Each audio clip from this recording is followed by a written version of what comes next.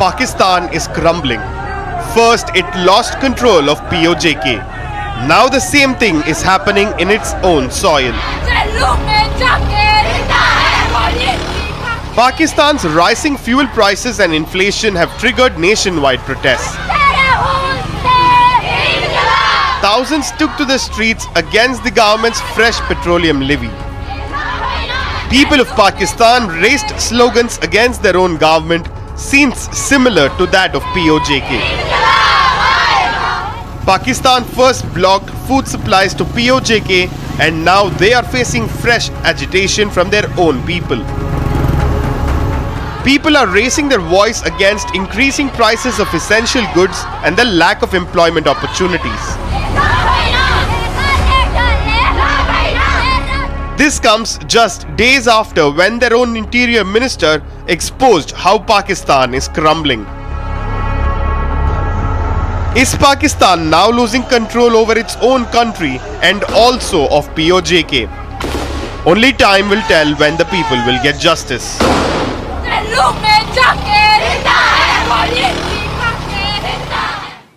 And moving on, a massive security crackdown is underway in Oppn, where a network linked to the banned Jamaat-e-Islami has been uncovered. Search operations are being conducted in 21 locations across North Kashmir, and simultaneous search operations also been conducted by joint security forces and investigative agencies at multiple locations. Here's a quick report. Take a look.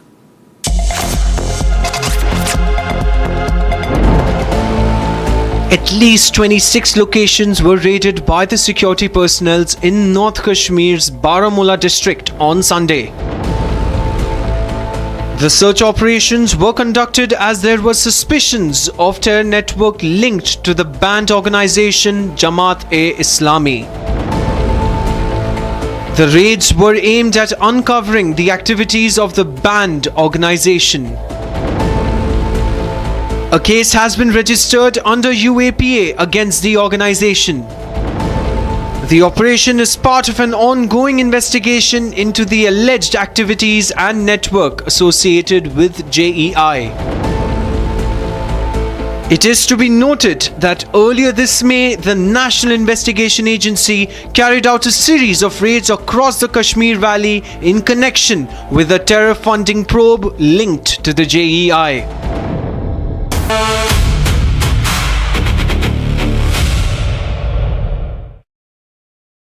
As Hero Tiranga Trails and Gunners Ladakh Odyssey continues its journey into eastern Ladakh, the expedition reaches Zingral, a little-known but significant halt before the demanding ascent to Changla. Situated at nearly 15,000 feet, Zingral marks the point where the terrain begins to change dramatically, testing both the rider and machine alike. This aligns with the Zingral coverage's focus on the transition into more demanding high-altitude terrain. Let's go across to Shubham Verma, joining us from Zingral, where he'll also speak to one of the riders about navigating this challenging stretch of the expedition.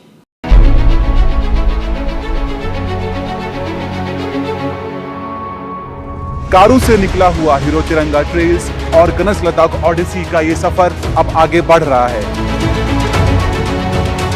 Her mountain pass की एक शुरुआत होती है। चांगला के लिए वो शुरुआत है जिंगराल। हीरो मोटोकॉर्प की तरफ से गनस लद्दाख ओडिसी में हम अभी जिंगराल पे हॉल्ट कर रहे हैं, जिसका ऑल्टीट्यूड 15,543 फीट है। कारू से चांगला आते समय जिंगराल एक इम्पॉर्टेंट हॉल्ट है। उसमें बेसिकली स्पीड से ज़्यादा यहाँ पे डिसिप्लिन मायने रखता है। The way you are riding, जो फॉर्मेशन में आप राइड कर रहे हैं, बिकॉज आप अगर यहाँ का टेरेन देखेंगे तो काफ़ी हार्श वेदर, अनप्रेडिक्टेबल वेदर है, काफ़ी स्टीप स्लोप्स, रफ ट्रैक्स है। So discipline is very important. उसके साथ साथ हम अगर पूरी ओवरऑल बाइक राइड की बात करें तो ये हमारे लिए एक एडवेंचर से ज़्यादा टीम स्पिरिट, कमराडरी और रेजिलियंस का भी एक्सपीरियंस है। इसी बदलते हुए टेरेन पर हीरो तिरंगा ट्रेल्स एंड गनस लद्दाख ओडिसी अपना सफर जारी रखे हुए हैं। High altitude climes, unpredictable weather और कंटिन्यूअसली चेंजिंग रोड कंडीशंस के बीच हीरो मोटोकॉर्प की इस एक्सपीडिशन को वो कॉन्फिडेंस और डिपेंडेबिलिटी दे रहा है, जिससे पूरा फोकस इस ट्रिब्यूट राइड के पर्पस पर बना रहे, ना कि टेरेन की चैलेंजेस पर। रिपब्लिक पूरी एक्सपीडिशन में आपके साथ बना हुआ है, तो जुड़े रहिए हमारे साथ।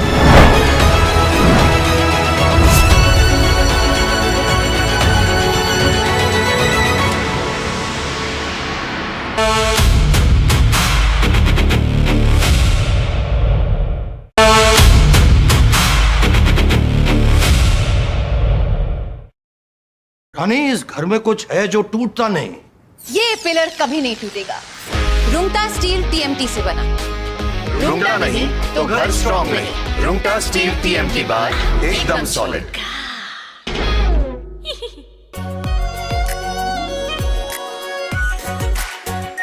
Are pure shahi paneer masala, delicious, healthy everyday. चमकी चाट से क्या बना है? सैंडविच, लस्सी और छाछ। हर घूंट में चमकी चाट। अब बताओ, स्वाद आया? असली स्वाद सिर्फ चमकी चाट।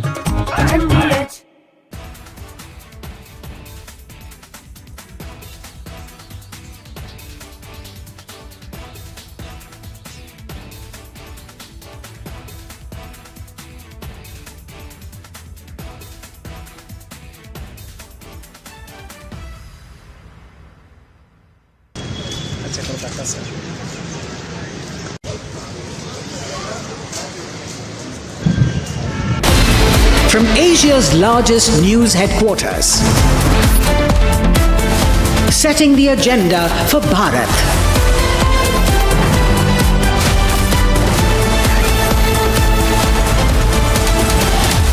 You're watching Republic.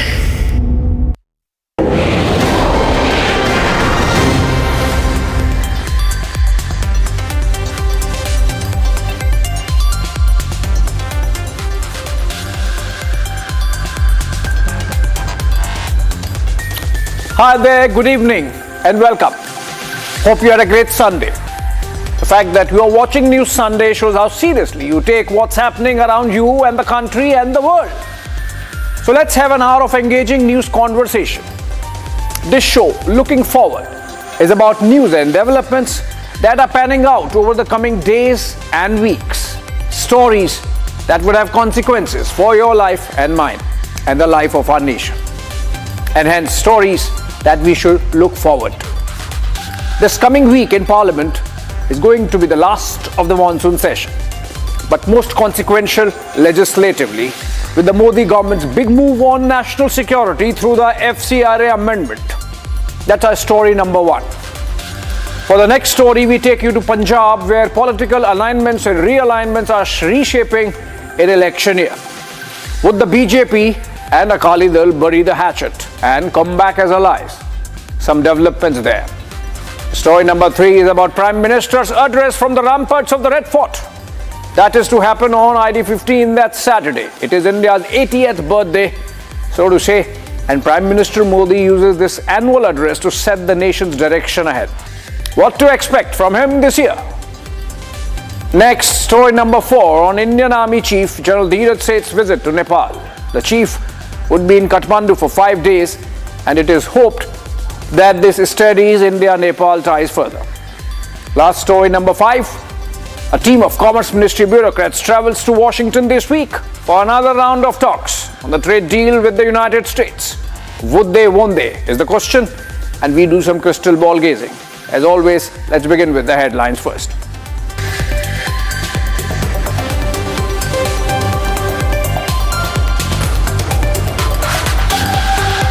PM Modi meets CWG medalist, shares video clip of his interaction describing the meeting as a special occasion and praising the athletes for making the country proud. He reiterates always cheer for Bharat. The Ministry of Civil Aviation issues statement on the Air India Phuket to New Delhi flight incident, classifies it as a serious incident and announces all flight crew members have been taken off roster by the DGCA pending investigation.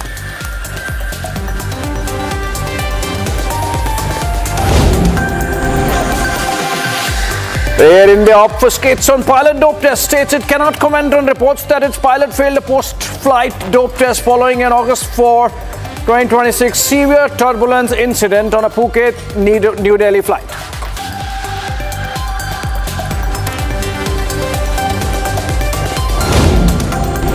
The talks between the Jharkhand student protesters and the government end in stalemate. No agreement was reached regarding a CBI inquiry or cancelling the JSSC CGL exams. Protests set to continue.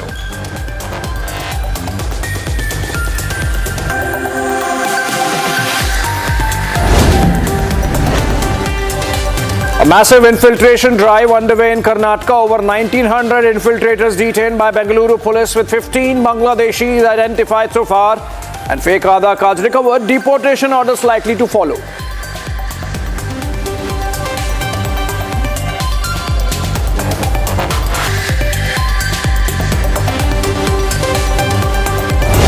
Israel rejects US President Donald Trump's Board of Peace 15-point plan for Gaza. PM Netanyahu makes it clear that the Israeli forces will not withdraw from Gaza until Hamas fully disarms.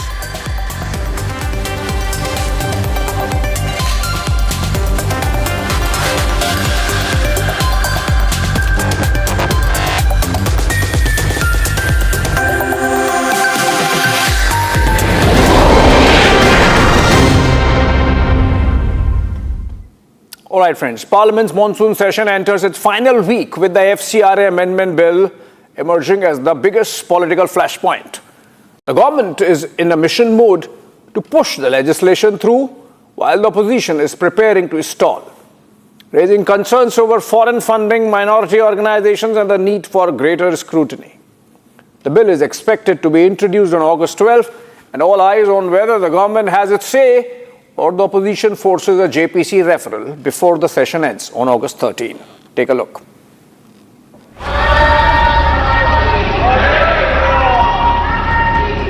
This year's Parliament monsoon session has been no less than a roller coaster ride. From sloganeering to walkout to disruptions, the centre versus opposition showdown blanketed the whole session.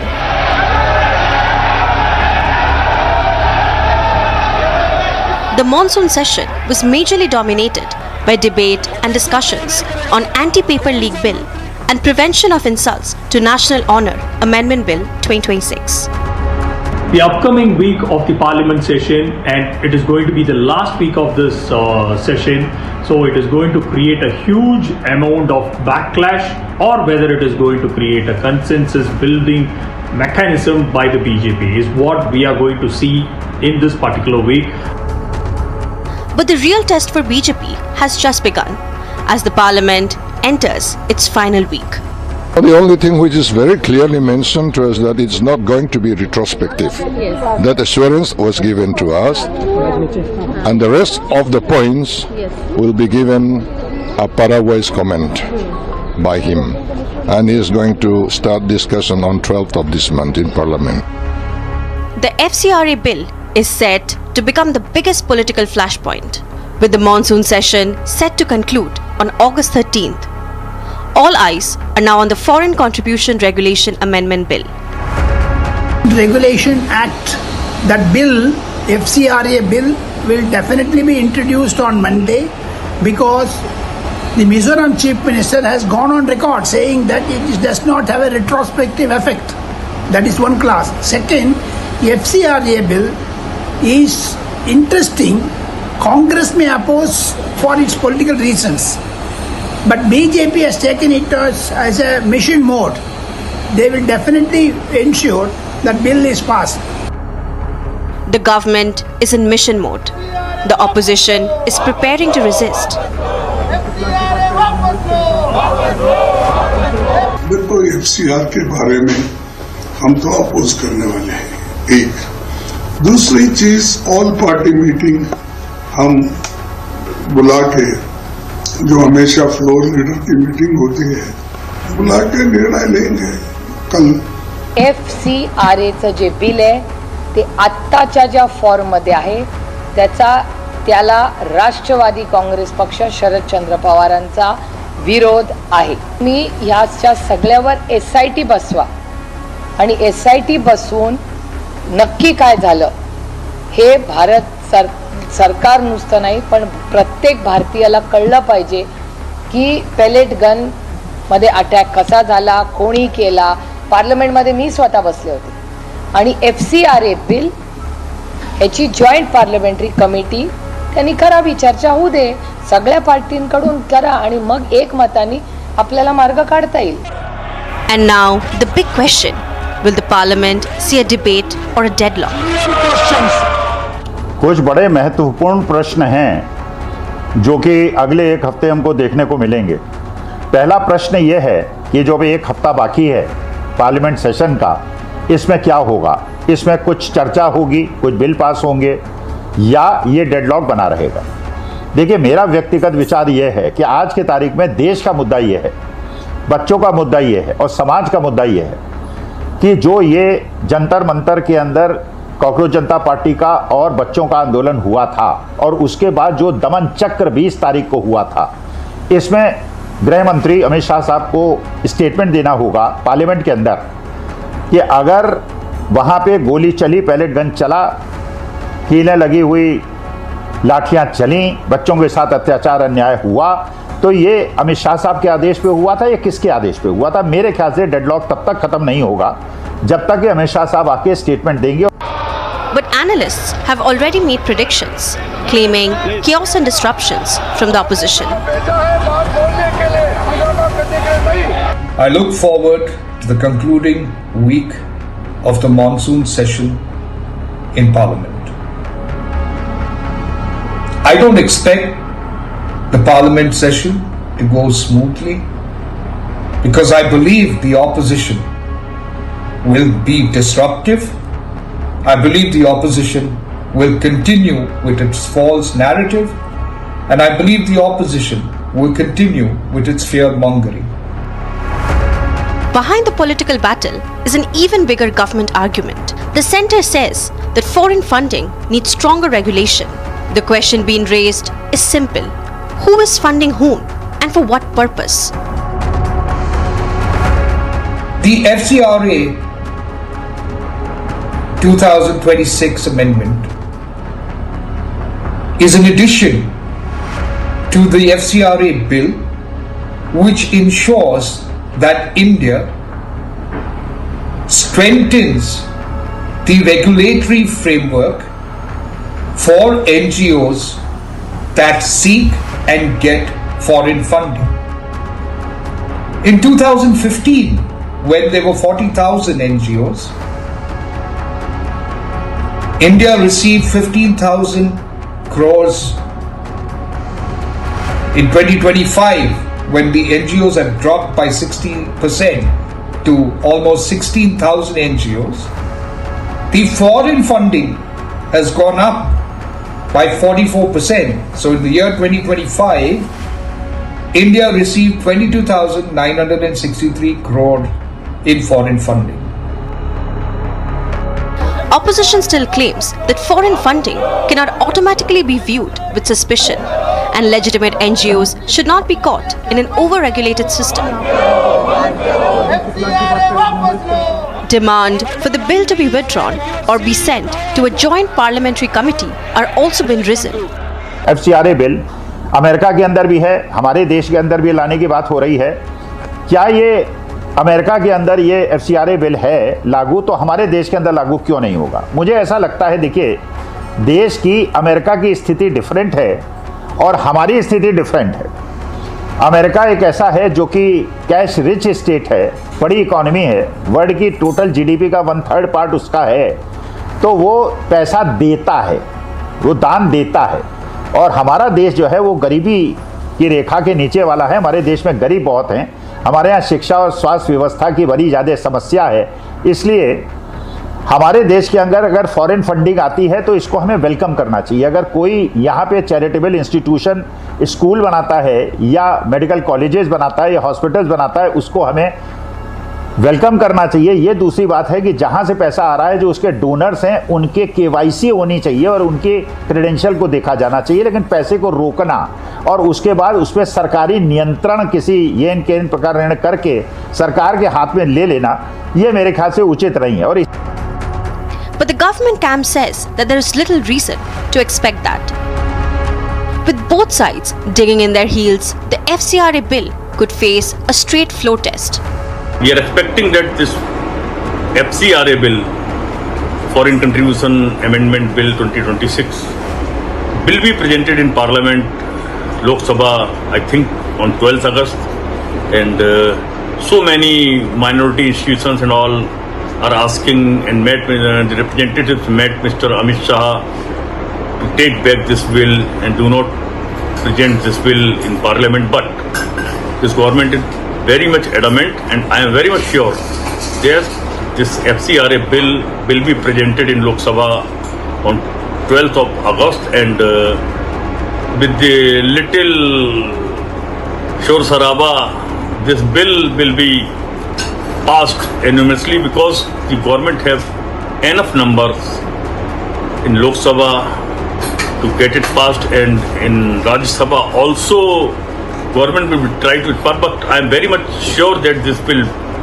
will not be sent to JPC or any other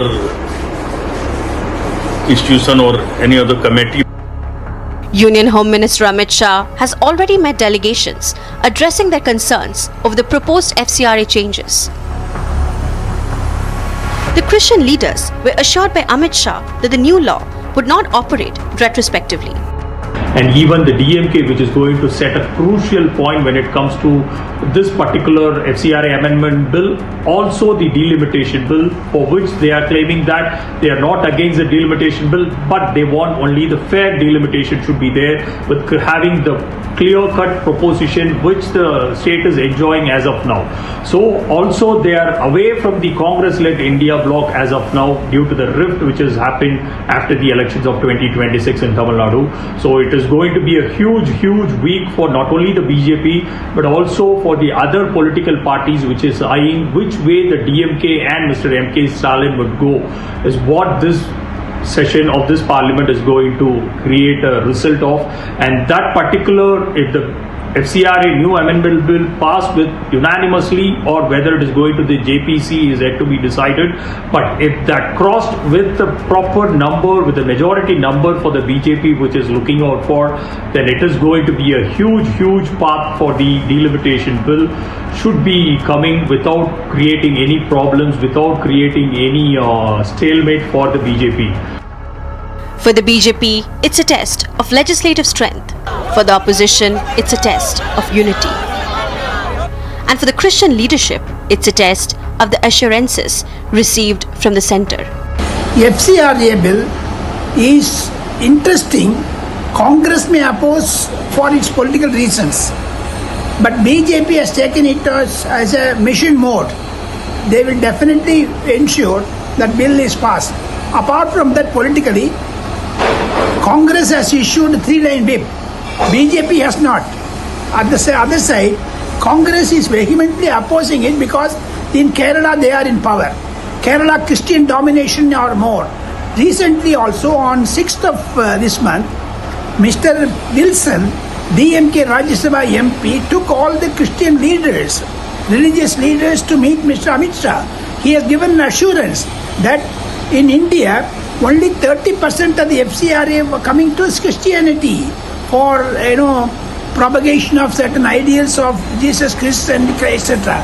But where is the other 70% are coming? You wait and watch. Once the bill is introduced in Parliament, Amit Shah will tear the opposition into pieces because Government of India has got lot of records. Those records are going very sensational. In Chhattisgarh, in Jharkhand, in Tamil Nadu, in Andhra Pradesh, how that religious conversion is taking place. So it's a bill to safeguard India's integrity, unity and sovereignty. For Parliament, it's a week that could decide whether the FCRA amendment bill finally gets passed or gets pushed into another round of political confrontation. Punjab is heading towards a political realignment ahead of the 2027 Assembly elections. A day after Sukhbir Singh Badal met Prime Minister Narendra Modi in Parliament, the Akali Dal backed the centre's proposal for a uniform 50% increase in Assembly seats and called for the immediate implementation of the Women's Reservation Bill. The political significance is hard to miss because the SAD or Akali Dal had opposed the delimitation bill when it was first introduced. Are the BJP and the Akalis quietly inching towards a possible revival of their old alliance? Almost 6 years after their 2020 split. Can a reunited BJP and SAD combine change the political equations in the state currently dominated by the AAP Congress contest? For nearly 2.5 decades, the BJP and Shiromani Akali Dal were among Punjab's most established political partners until the alliance broke in 2020 over the farmer laws.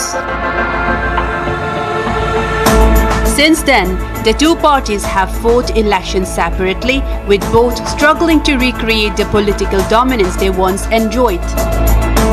But now, with Punjab heading towards the February 2027 Assembly election, the old partners are once again at the center of political speculation. The first signal came from the meeting between Sukhbir Singh Badal meeting Prime Minister Narendra Modi. Shiromani Akali Dal publicly backed the centre's proposal for a uniform 50% increase in assembly seats across the states, despite having opposed the delimitation bill earlier. So, is the arithmetic already being written for 2027? Senior journalist Pankaj Sharma says that the two had no choice but to come together. In fact, backdoor efforts were being made for a political reconciliation between Shiromani Akali Dal and Bharatiya Janata Party is a clear indication of a potential revival after the 6-year freeze. After very poor performance in 2024 general elections by both BJP and Akali Dal, when BJP could not win any seat and Akali Dal won only one seat, and BJP got only around 18% and SAD got around 13% votes. They have now no other option than to go together in Punjab Assembly elections in the end of February next year. This is quite obvious that negotiations for seat sharing will face some hurdles over a power dynamic reset. Political analyst Raman Malik says that the BJP and SAD will have a revived alliance, if any, with BJP leading the party and Akali Dal being the supporter. This is the basic line that is going to go on. The BJP is going to fight on 117 seats in Punjab, and that is final from my sources. Late movements, I do not know. But yes, if organizationally today you look at it, if you look at the public appeal, the Shiromani Akali Dal has lost its charm, and now it is BJP all the way. If Shiromani Akali Dal has to support BJP, then yes, maybe something can be looked as per my understanding. But before the alliance mathematics is settled, opposition will be dealing with a combined political force with an established organizational network. So this time, Aam Party will be facing a very strong opposition. Combined arithmetic of SAD and BJP will directly threaten Congress party also.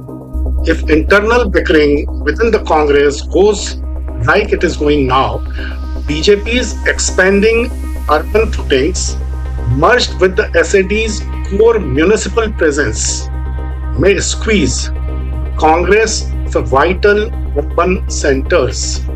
Congress has to be really careful this time. Meanwhile, Aam Aadmi Party spokesperson Baltej Pannu said that last time SAD and BJP were together from 2007 to 2017 ruined Punjab, and this time it won't make a difference to the Punjab politics. प्रधानमंत्री नरेंद्र मोदी और अकाली दल बेअदबी के प्रधान अकाल तख्त के भगौड़े सुखबीर सिंह बादल के दरमियान कल हुई meeting जो है वो एक ऐसी मीटिंग है कि बेअदबी अकाली दल और चंदा चोर ग्रुप जो है वो दोनों इकट्ठे हो गए। 2007 से लेके 17 तक अकाली भाजपा गठजोड़ के समय पंजाब में जो पंजाब की बर्बादी हुई, हमारी एक पूरी जनरेशन उसमें खत्म हो गई। चिट्टे का पसार 7 से 17 तक पंजाब में हुआ जब अकाली भाजपा राज्य था, और गैंगस्टरवाद भी पंजाब में तभी पनपा और बड़ा हुआ जब अकाली भाजपा राज 7 से लेके 17 तक था। And then there is the Congress factor. The party has traditionally maintained a strong political footprint in Punjab. BJP-SAD reunion could therefore turn the 2027 election into a much more tightly fought three-way contest. कि ये जो इनकी मिलने की रणनीतियां हैं, अगर कुछ और मसले पे बात हुई तो इमीडिएटली प्रेस कॉन्फ्रेंस करके बताना चाहिए था कि मोदी जी से मुलाकात बादल साहब ने क्यों की है।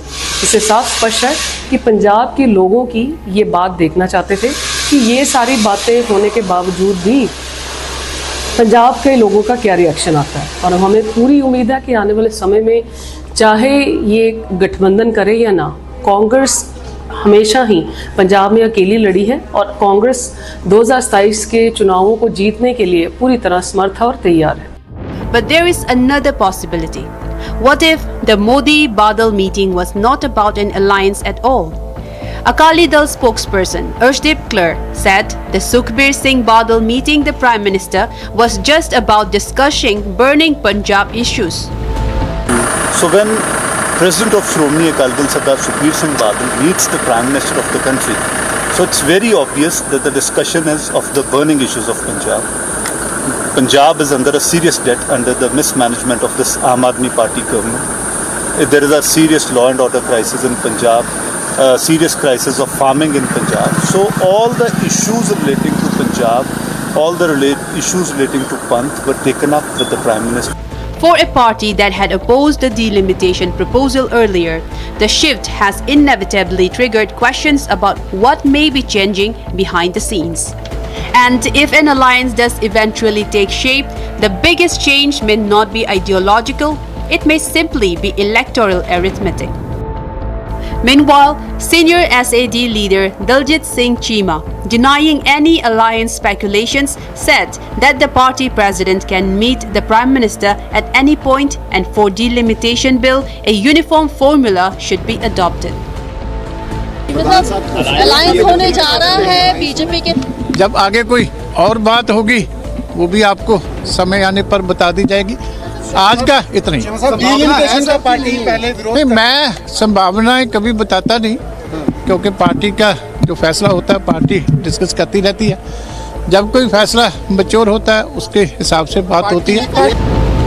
For the BJP, the opportunity is clear. Expand its footprint in Punjab with a partner that already has a deep-rooted political and rural network. For now, there is no formal announcement of a BJP-SAD alliance, but the signals are enough to put Punjab's political establishment on alert. Whether this becomes an alliance or simply a temporary political alignment, but one thing is already evident. The 2027 Punjab election may not be the two-way contest many expected. The old partners are back in the conversation, and if they decide to work together again, Punjab's political map could look very different. August 15 is just days away, and all eyes will once again be on the Red Fort, where Prime Minister Narendra Modi will deliver his Independence Day address. Every year, the Prime Minister uses the occasion to lay the contours of not only his governance, but also of the direction the nation is taking. This year marks 80th of independence from the British. From India's economic rise and technological ambitions to youth aspirations, national security, and a rapidly changing global order, the Prime Minister might address several issues. What could define PM Modi's 2026 Independence Day speech at the Red Fort? We take a look.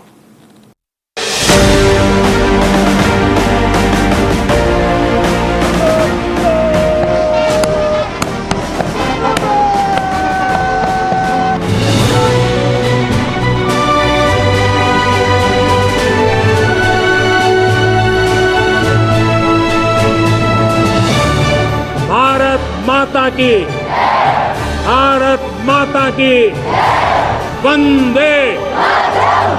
एक समाज के नाते हमें गंभीरता से सोचना होगा कि हमारी माताओं, बहनों, बेटियों के प्रति जो अत्याचार हो रहे हैं,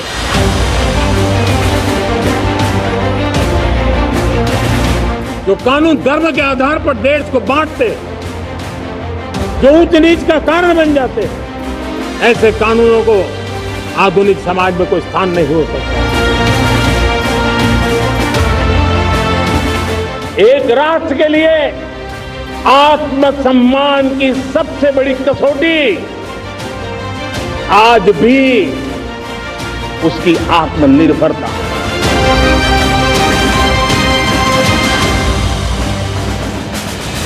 For 12 years, the Red Fort has seen Prime Minister Narendra Modi's biggest Independence Day speeches.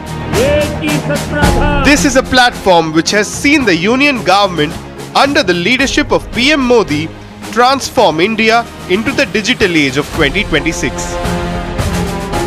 आजादी के अमृत काल में 2047 में जब देश आजादी के 100 साल मनाएगा, उस समय दुनिया में भारत का तिरंगा झंडा विकसित भारत का तिरंगा झंडा होना चाहिए।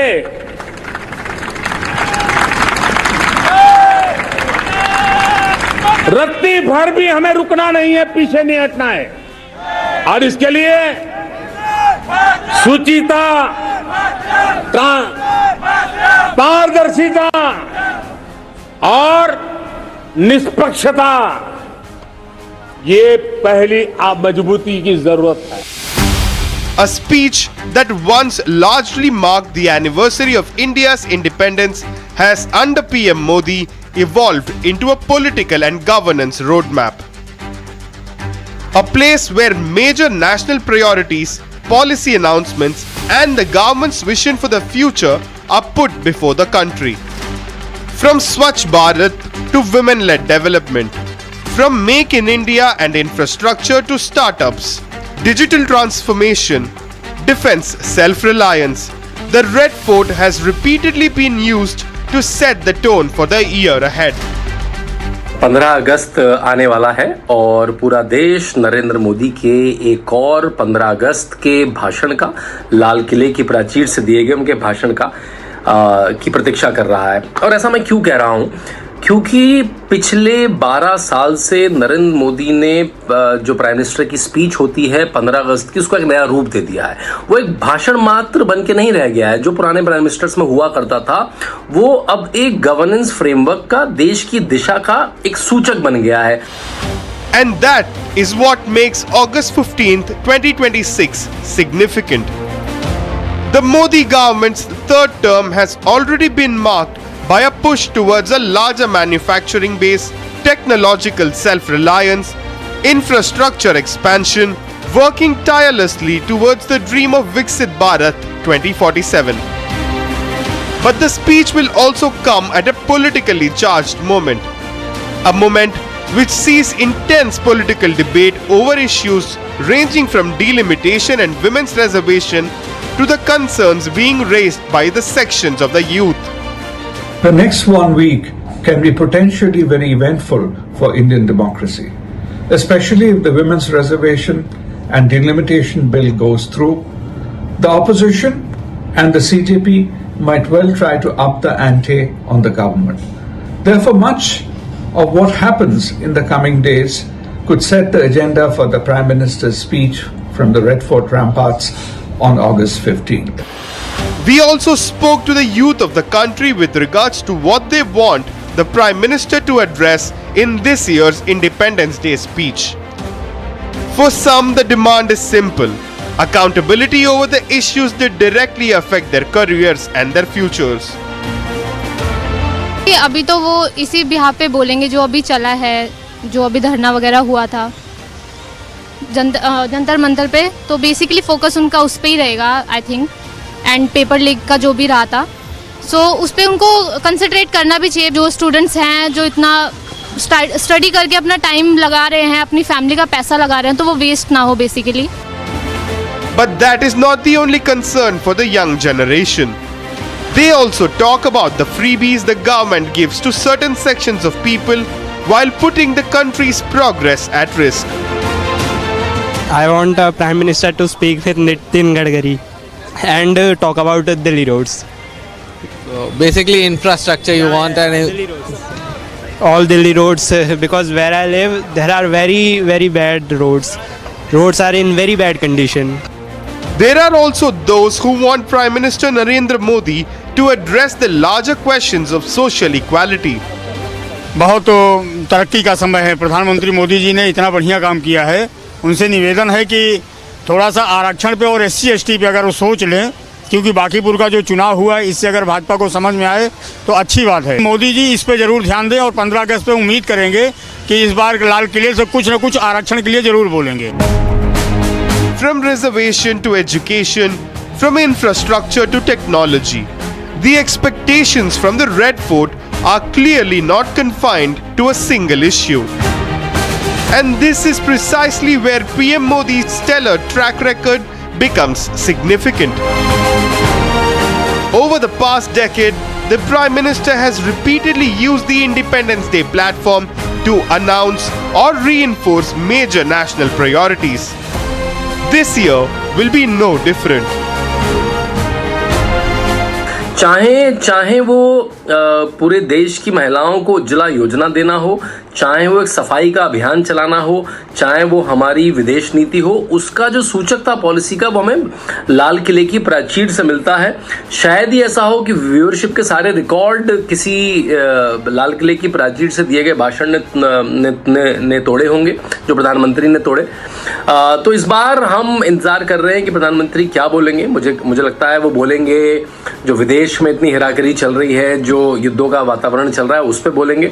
प्रधानमंत्री अपनी गवर्नेंस पे तो बात करेंगे ही कि वो और देश के लिए क्या नया लाने वाले हैं, क्या सोच रहे हैं। वो देश के युवा वर्ग से भी बात करते मुझे लगता है दिखाई देंगे, और भारत की इकोनॉमी आगे किस तरह से और छलांग लगाएगी, क्योंकि हमने देखा है कि पिछले 10 साल में भारत की इकोनॉमी वो इकोनॉमी है जिसमें जो इन्फ्लेशन की वॉलेटिलिटी वो सबसे कम है। मतलब एक जगह पे फिक्स्ड है inflation compare to all big economies, right.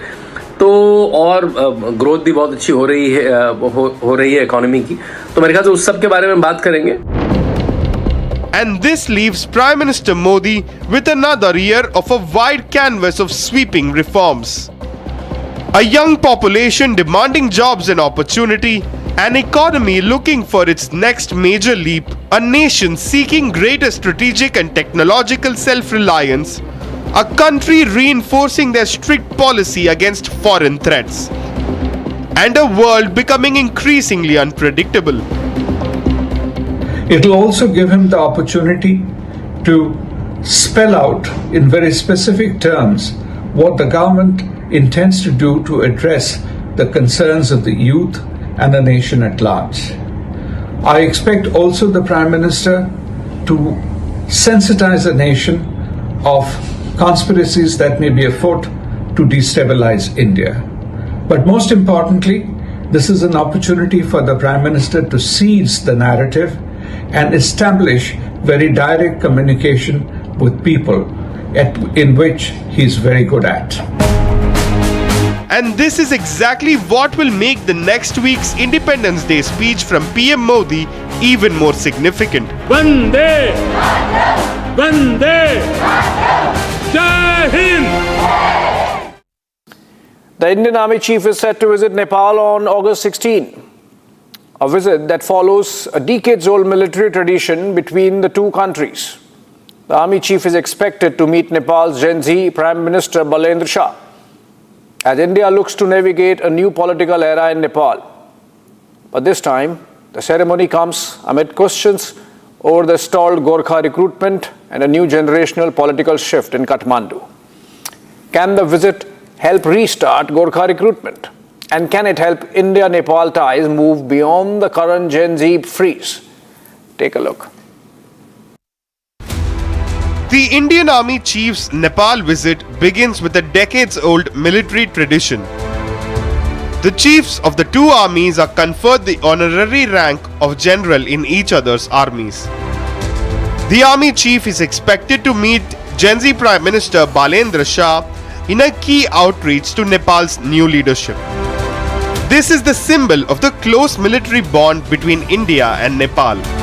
Well, this is a routine visit. You know, what happens is that Nepal and Indian armies are fraternal armies for the last 70 years. And therefore, the generals, chiefs of either side are the honorary generals in the other army. So whenever a new chief takes over either in Nepal or in India, they visit the other country where the president of that country confers on them an honorary title of General of a Nepali Army Chief would be General of Indian Army, and Indian Army Chief would be the General of Nepalese Army. But this visit comes at a time when one of the oldest India-Nepal military links, the Gorkha recruitment, remains stalled. The deadlock emerged after India introduced the Agniveer recruitment model, which Nepal has not accepted for its citizens. You should know that there are more than a lakh of Nepal domiciled boys who are in the Indian Army today. And I myself was the commanding officer of the Gorkha Rifles, which took part in the Kargil operations and did a great job. And now, because of the stoppage of the recruitment, because of Agniveer, which they did not, and they have laid a ban on the recruitment of the Nepali citizens to come into the Indian Army, I think towards that end, it augurs well that our chief is going there and he's being conferred the honorary rank of a general in the Nepal Army. It's a good thing. For Nepal, the issue is also about employment and remittances, with thousands of Nepali youth having looked to the Indian Army for a career. I feel that the new generation definitely feels that, because after all, why did this thing happen with the Gen Z? Because it's of their pent-up emotions and unemployment, and on top of that, stoppage of this recruitment, which was almost 1,500 to 1,600 people coming into for a recruitment, because as many numbers was getting retired from here. It was a very good source of income, and their remittances were also very high. Employment was good. So all these things piled up, but I feel that the Gen Z is little more open to this idea, and possibly the ban just might be lifted up for recruitment into the Indian Army again. But can a military visit actually break the deadlock? Experts say the issue will ultimately require a political solution. India has been recruiting Nepalese Gorkhas for our army as part of an agreement which was reached in 1948. It's called the Tripartite Agreement, under which both the British Army and the Indian Army were allowed to recruit Nepali Gorkha. Now, we've somehow changed our method of recruitment. The Agniveer scheme is one in which there's a sort of very short-term commission, and then there are various possibilities. The Nepalese have taken a view that, this is not what sits well with them. And that makes the Army Chief's visit an opportunity for both sides to reopen a difficult conversation. The present Army Chief who is going there, perhaps he will discuss it. His predecessor had also discussed about it, but Nepalese have not accepted the limited recruitment under Agniveer system, and unless there are some concessions given to the Nepalese on that count, I think it would be difficult to restart this recruitment process. The other big question is the state of India-Nepal ties after Nepal's Gen Z political shift. A new generation of leaders and voters have changed the political landscape, and India too is having to adapt to the new Kathmandu. Balen Shah did not agree to meet the Foreign Secretary, who was going there to give an invitation letter to Balen Shah to visit India. And since then, there has been an undercurrent of coldness between the relationship. He will go and talk to Balen Shah. I have a feeling there is a change in Prime Minister's mood in Kathmandu also. But experts say the relationship cannot be defined only by political differences. India and Nepal remain deeply connected through people, trade and geography. Nepal has seen generational change. This is something that, as far as we are concerned in India, we deal with people. So if there's a new government out there, we will deal with them, and we are dealing with them. But Nepal, through globalization, has changed a lot. Today, more than some 25% of Nepal's population are overseas, and I'm not talking about India. They're all over the world. It is one of the largest in terms of remittances to GDP ratio. But I'm sure the Nepalis, the young people who may have taken over now, are also cognizant that, look, India is the country with whom they have 2/3 of their trade, 80% of their exports go there. This is the country which is always there. every single particular thing that they want and require. We are the country with which they deal. For India, Nepal's importance goes beyond the military ceremony. The landlocked Himalayan nation sits between India and China, making stable and friendly ties a strategic priority for New Delhi. Nepal is a very, very important country for India. Not because I belong to that place, it's because of the geographical location of Nepal. It's a landlocked country and it acts as a buffer between us and China. And then there is the people-to-people and military bond built over decades through Gorkha soldiers and ex-servicemen. We have our ex-servicemen also over there, which is the soft power that we have. And I dare say I just went to Nepal recently to meet my old comrades, my friends who were with me during war, my old battle-hardened ex-servicemen. And you should see the love and affection that was flowing, you know. It is fantastic. The bonding is something which I can't even explain. That is the type of bonding that we have. It's not easy to break that either. Now the question is how we approach them. We have to act the generous big brother. We have to be very, very understanding, tolerant towards a lot of things, and then slowly win by engaging with the new generation and the new leadership that's coming in over here on equal terms. But how does Nepal view this visit? And does the new generation see the Gorkha link the same way? I personally think that the forthcoming visit of the Indian Army Chief General Seth carries, of course, many aspects. But in my view, I think only three aspects. The first one is ceremonial, second one is the strategic, or we must say professionally strategic, and the third one is the diplomatic. The two armies have maintained this kind of close professional relations over many decades. And this institutional continuity has often helped preserve mutual confidence even during period of political sensitivity. The honorary general rank may be ceremonial, but the bigger test is whether India and Nepal can reopen dialogue on Gorkha recruitment, and whether this momentum can help thaw a relationship undergoing a generational shift. India and the United States are preparing for yet another round of trade talks, but major differences remain on the table. Washington is pushing for greater market access and a reduction in India's Russian oil purchases, while New Delhi is weighing the impact on energy security, domestic agriculture, and its wider strategic interests. With tariffs, the trade deficit, and access to the Indian market all part of the negotiation, the big question is whether the two sides can find a compromise without crossing their key red lines this time.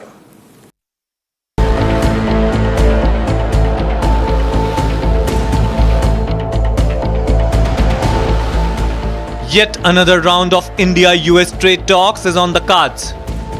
But will New Delhi and Washington finally close the gaps, or will the deadlock continue? At the heart of the talks is one big question. Will India agree to curb Russian oil imports to secure a better trade deal? Or will New Delhi hold the line on energy security, affordable crude, and its long-standing policy of strategic autonomy? We are aware of this development and we are closely monitoring the situation. As you know, very well aware that on energy security, our position has been clarified and very well articulated on several occasions. It is something which is predicated on our national priorities and on securing the energy needs of our 1.4 billion people, our citizens, through diversified sources, which includes the United States. We remain engaged with relevant stakeholders in the United States at various levels on this particular matter. Washington is turning up the pressure. US Senate has passed a bill that could allow tariffs of up to 100% on countries buying Russian energy. India, meanwhile, has little incentive to replace cheaper Russian crude with costlier alternatives without a clear economic payoff. America wants India to stop imports from Russia. That will mean India's import bill will go up. Already India's import bill has gone up. To get foreign exchange, India has already increased the rate of deposits from NRIs for FCNR deposits from 3% to 7%. That is India's urgent need for foreign exchange. If India has to buy more expensive oil, India will be nowhere. Could India offer more US energy, technology and other imports as part of the bargain? The bigger question is what India gets back. Lower tariffs, preferential market access, investment and a guarantee against further duty shocks. Then comes India's biggest domestic red line, agriculture and dairy. New Delhi may be ready to open markets elsewhere, but concessions that hit farmers and rural livelihoods will be far harder to accept. Well, things are very complex. One, the US Senate has passed a bill where they are saying they will put 100% sanctions on 5 countries, India plus 4 other countries who are buying Russian oil. So we don't know whether that will get the House of Representatives approval, whether it will get Trump's approval. It does give Trump some discretion in levying those sanctions. So that is one. Second, as far as Trump tariffs go, 2 times the courts in the US have struck down the legitimacy of those tariffs. So that's why India had paused the last talks. The third thing is the red lines, the dairy, the agriculture, the farmers. I think those stay as Indian red lines. The other big flashpoint is the trade imbalance. India exported far more goods to the US than it imported, giving Washington a goods trade deficit of around $58 billion. But India also has a new negotiating advantage. Not every Indian export is being hit by the latest Section 301 measure. And that brings us to the bigger question. What happens if US pressure keeps rising? Please remember that purchasing oil from Venezuela means not only paying for the cost of oil, but also paying the freight charges and insurance costs, which are prohibitively high because Venezuela to India is a longer distance than the Gulf to India. India could double down on market diversification, deepen BRICS engagement, and keep alternative sources of energy, capital, and trade open. Don't push us to a place where we have to exercise the other option. The other option is trading more with BRICS. And BRICS means trading more with China also. And at a time when the US has already hemmed in, India has a major advantage at this moment. America is down on oil, strategic oil reserves. It's desperate for peace in the Middle East. It is down on its, defense ammo, which is down to about 30% of the WSJ. Of course, the US government says, no, we have enough ammunition. America is weak. It wants money, either through tariffs or through oil. The Venezuelan oil, there are very few places where it can be refined. India is one of them. So it wants India to buy the Venezuelan oil. Otherwise, the Venezuelan oil fields will not make money. So what can we expect from the next round? A possible package, more US imports, greater Indian market access, and a better tariff treatment for Indian exporters. But agriculture, dairy, Russian oil and future US tariffs are likely to remain the hard bargaining points. We are still far from the deal. It's not that simple anymore. One, the legitimacy of the tariffs itself have been questioned by the US courts. Second, it's a moving goalpost with Trump changing tariffs continuously. And third is the Russian oil sanctions bill. India obviously is buying nearly 35% of its crude oil imports are coming from Russia. We will not stop purchasing from a time-tested partner like Russia. So I don't know if that will be a deal breaker or what kind of provisions via medias are provided by the Trump administration on that. It is about whether India can deepen its partnership with America, still keeping Russia, China and BRICS in its strategic equation.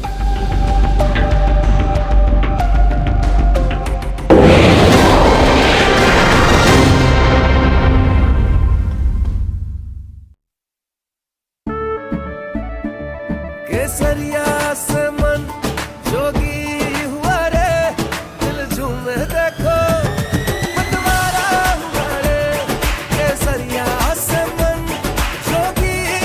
हर पल मनाओ केसरी त्योहार। विमल, बोलो जुबान केसरी।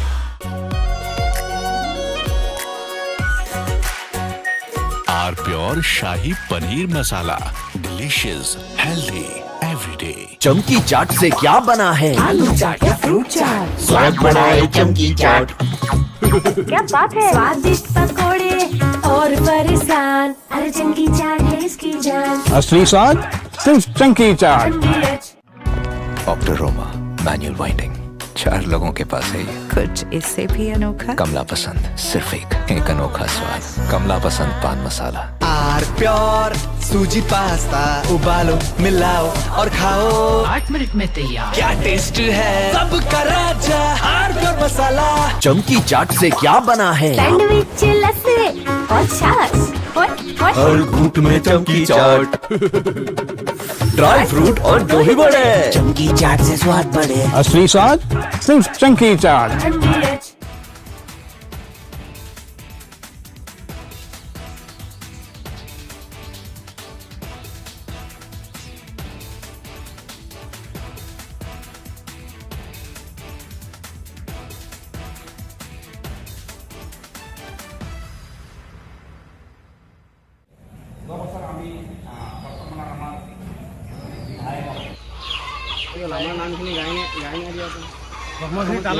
চিনাকি কৰাই দিবা।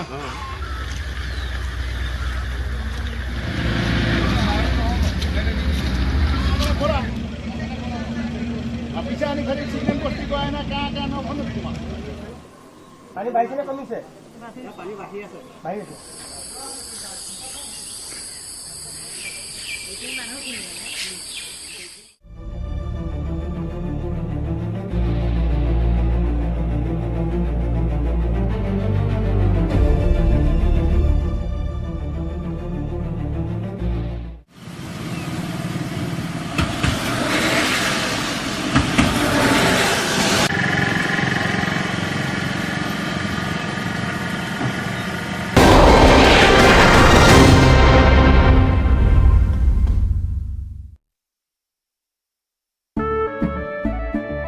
केसरिया से मन जोगी हुआ रे, दिल झूमे देखो मतवारा हुआ रे।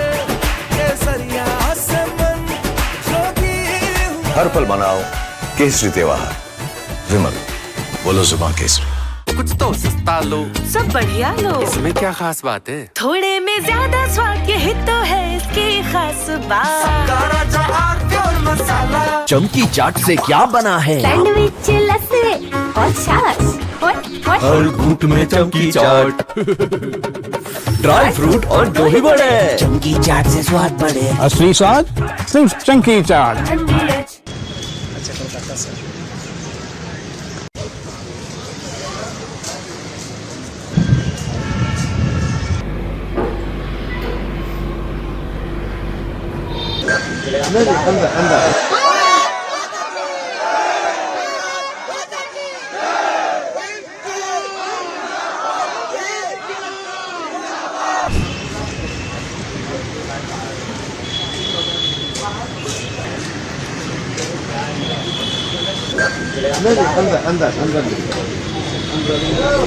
और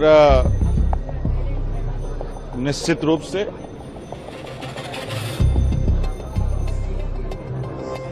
तबीयत तो दादा कल जब डॉक्टर आए हैं तो शुगर बीपी सब लो हो गया है और जो है सो डॉक्टर बोल रहे हैं पानी लीजिए। हमें लगता है कि अब इस राज्य के लिए, इस मुल्क के लिए हम अपने आप को त्याग कर दें, अपने जान को, अपने जिस्म को त्याग कर दें, क्योंकि सरकार जाग नहीं रही है। एक टीम भी बुलाई तो उधर से बुलाई, इधर इस मंच से बुलाई नहीं। आज मैसेज किया है कि जो है सो इधर से भी बुलाएंगे। अब बताइए कल क्यों नहीं बुलाए? हम लोग 2 गुट में नहीं है दादा। ये 25 तारीख को ये यहाँ से देवेंद्र नाथ बाबू जो है उनकी अगुवाई में बापू वाटिका से ये आंदोलन शुरुआत होती है। आप देख लीजिए बैनर में भी लिखा हुआ 25 जुलाई से। और ये जिस तरह से उलूल जुलूल बात किया जा रहा है आपके चैनल पे, मैं बता दूं कि बता दिया जा रहा है कि जो है सो सीएम साहब से बात नहीं होगी, उनके मंत्रियों से बात होगी। मैं सीएम साहब को कहना चाह रहा हूं कि आप बिल्कुल ही ये आंदोलन को और लंबा करना चाह रहे हैं। आपसे मैं पहले भी बोला था, आप ही के चैनल पे बोला था कि सीएम साहब आपसे डायरेक्ट बात करना चाहते हैं, वो भी उसमें भी वीडियो रिकॉर्डिंग के साथ बात करना चाहते हैं। नेशनल न्यूज, इंटरनेशनल न्यूज और राज्य का न्यूज, सभी न्यूज के सामने बात करना चाहते हैं और बंद कमरे में नहीं, खुला मैदान में बात करना चाहते हैं।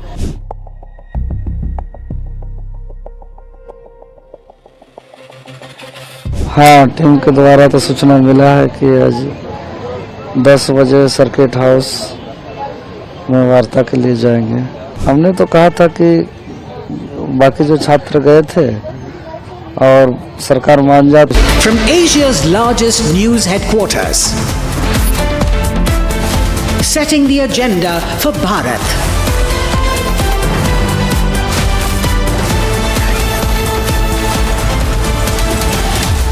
You're watching Republic.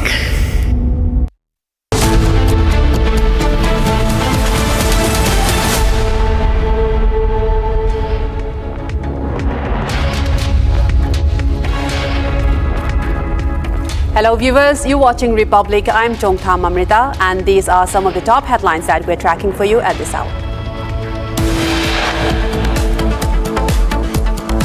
Prime Minister Modi meets CWG medalist, shares video clip of his interaction and reiterates always cheer for Bharat.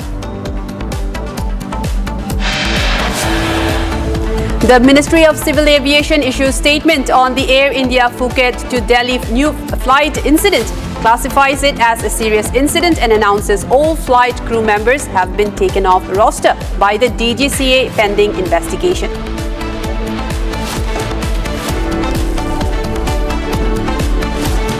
Air India obfuscates on the pilot dope test, states it cannot comment on reports that its pilot failed a post-flight dope test.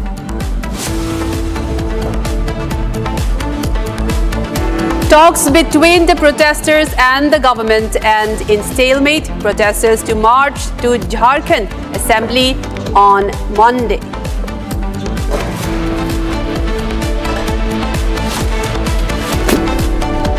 Chief Minister Suvendu Adhikari announces a fresh CBI probe into the RG Kaur rape and murder case.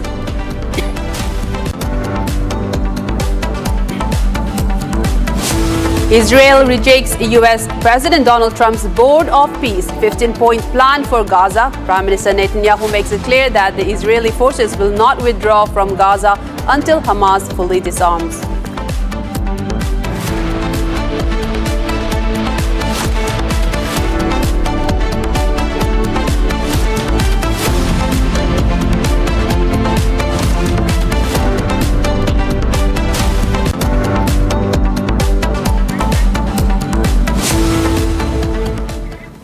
And viewers, we begin with a major focus story of the day. This in regarding the Ministry of Civil Aviation has released a statement. This regards to Air India's Phuket-Delhi flight that encountered turbulence and suddenly lost around 300 feet in altitude.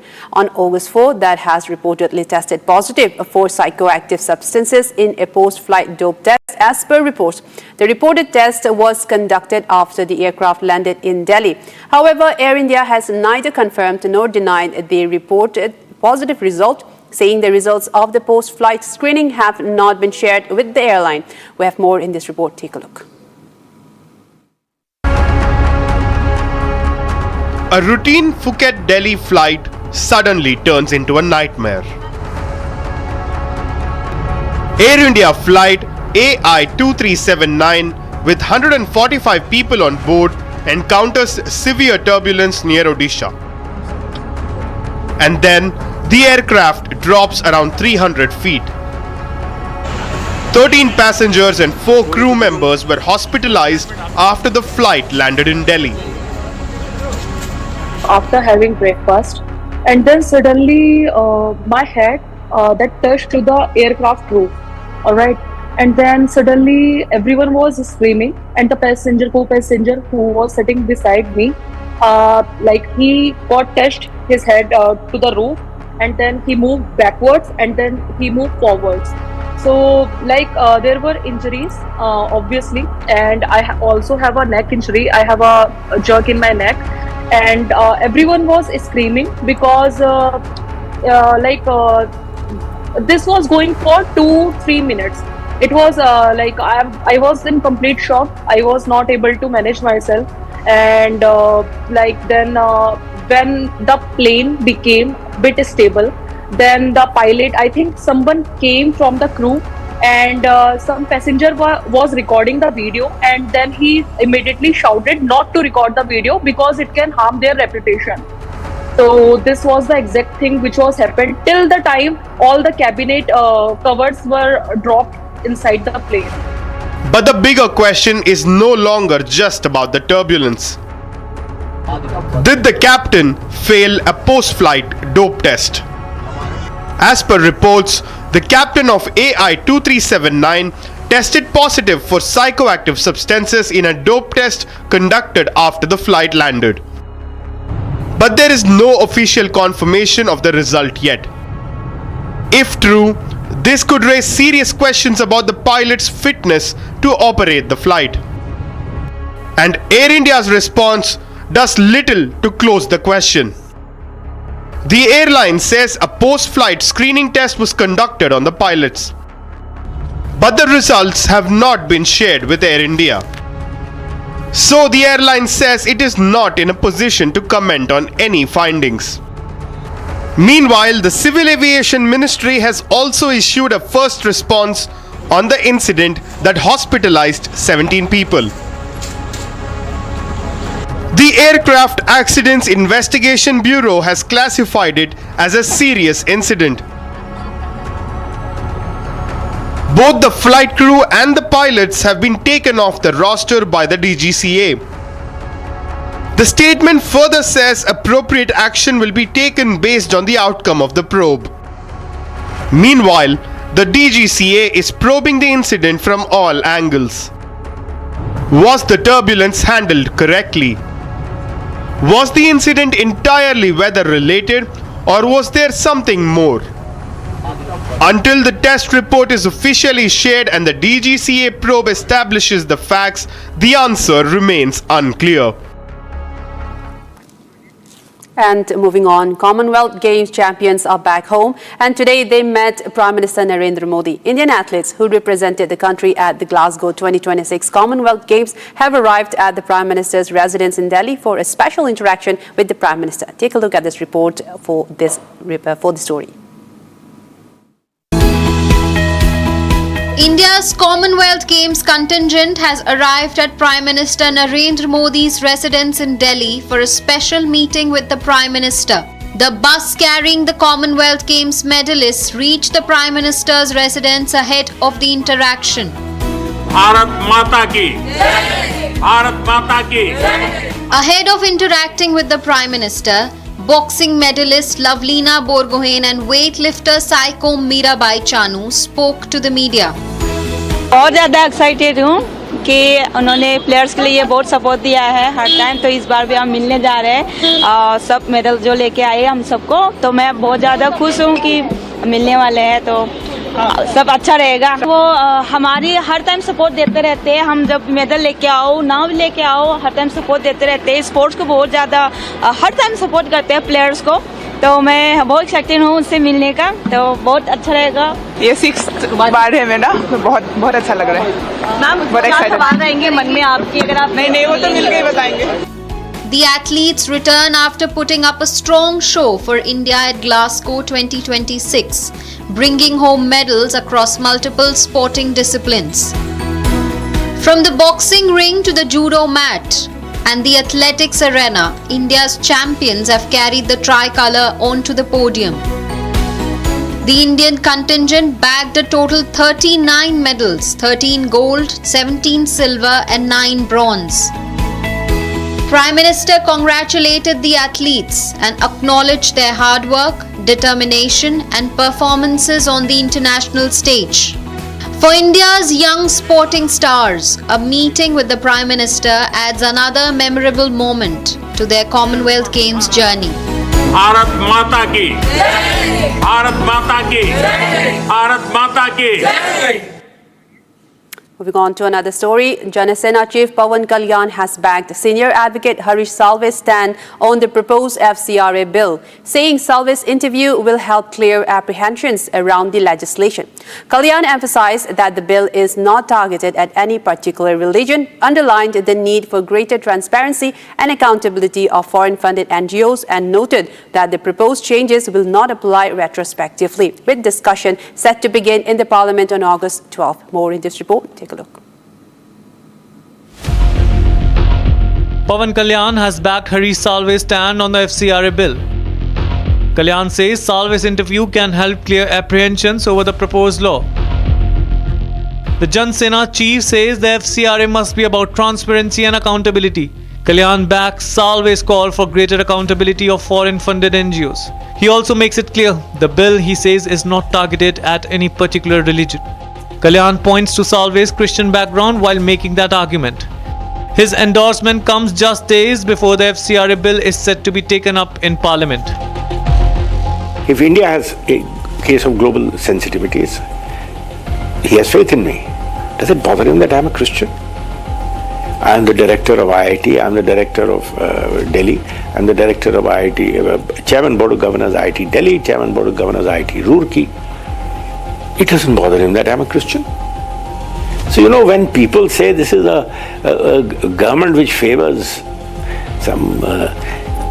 I defended Dr. Murli Manohar Joshi, who was so... Again, the narrative around him was, he's this, he's that.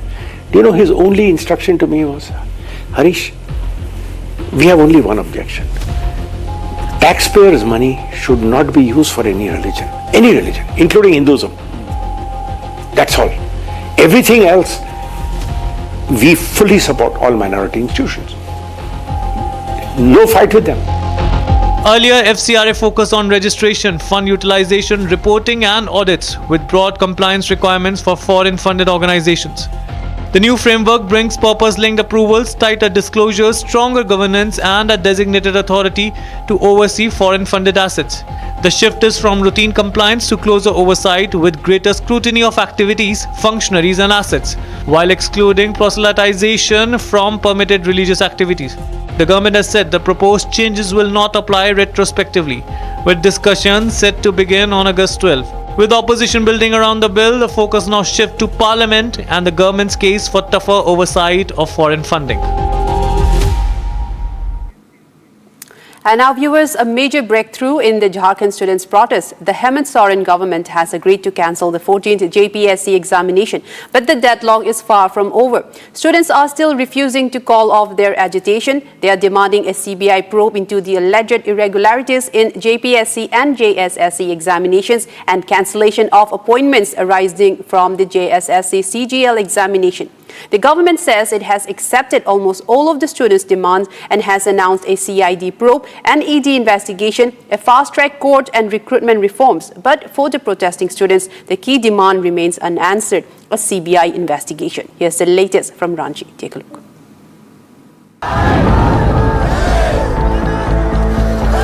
A breakthrough on one of the biggest demands of protesting JPSC and JSSC aspirants, but no end to the standoff. Students की लंबी बातचीत जो है वो सरकार के delegation के साथ हुई, लेकिन सीबीआई जांच और जेएसएससी सीजीएल परीक्षा रद्द करने पर पेच फंस गया, जिसके बाद भारी संख्या में स्टूडेंट्स एक बार फिर से जुट गए हैं। फ्लैश मार्च बाकायदा ये निकाल रहे हैं। ये फ्लैश मार्च जो है वो जयपाल मुंडा स्टेडियम से लेकर के फिर राया लाल चौक तक निकाला जा रहा है और भारी संख्या में जो स्टूडेंट की संख्या बीते पहले देखने को मिल रही थी उसके मुकाबले ये संख्या और ज़्यादा बढ़ गई है। The Hemant Soren government has now agreed to cancel the 14th JPSC and JSSC exams. But students say that is not enough.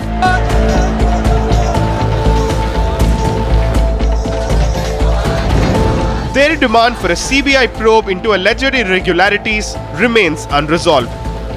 The government has announced a CID probe into the alleged examination irregularities, an ED investigation into suspected financial transactions, a fast-track court and an expert committee for recruitment reforms. Jharkhand Minister Sudhivya Kumar said the students should end their protest as their legitimate demands will be met while also denying the cancellation of the CGL exam. हम लोगों ने भी उनके सुझावों को बड़ी गंभीरता से अध्ययन किया और यह प्रतिनिधिमंडल जिसकी मांगें बहुत जायज प्रतीत होती हैं, हम लोग भी यह समझते हैं कि माननीय मुख्यमंत्री तक जब यह मांगें प्रेषित की जाएंगी तो उसके संबंध में माननीय मुख्यमंत्री का सकारात्मक और जवाब आएगा। Meanwhile, the shake-up has also reached the Jharkhand Public Service Commission itself. Governor Santosh Kumar Gangwar has accepted the resignation of JPSC members Ajita Bhattacharya, Anima Hansla and Jamal Ahmed following the state government's recommendation.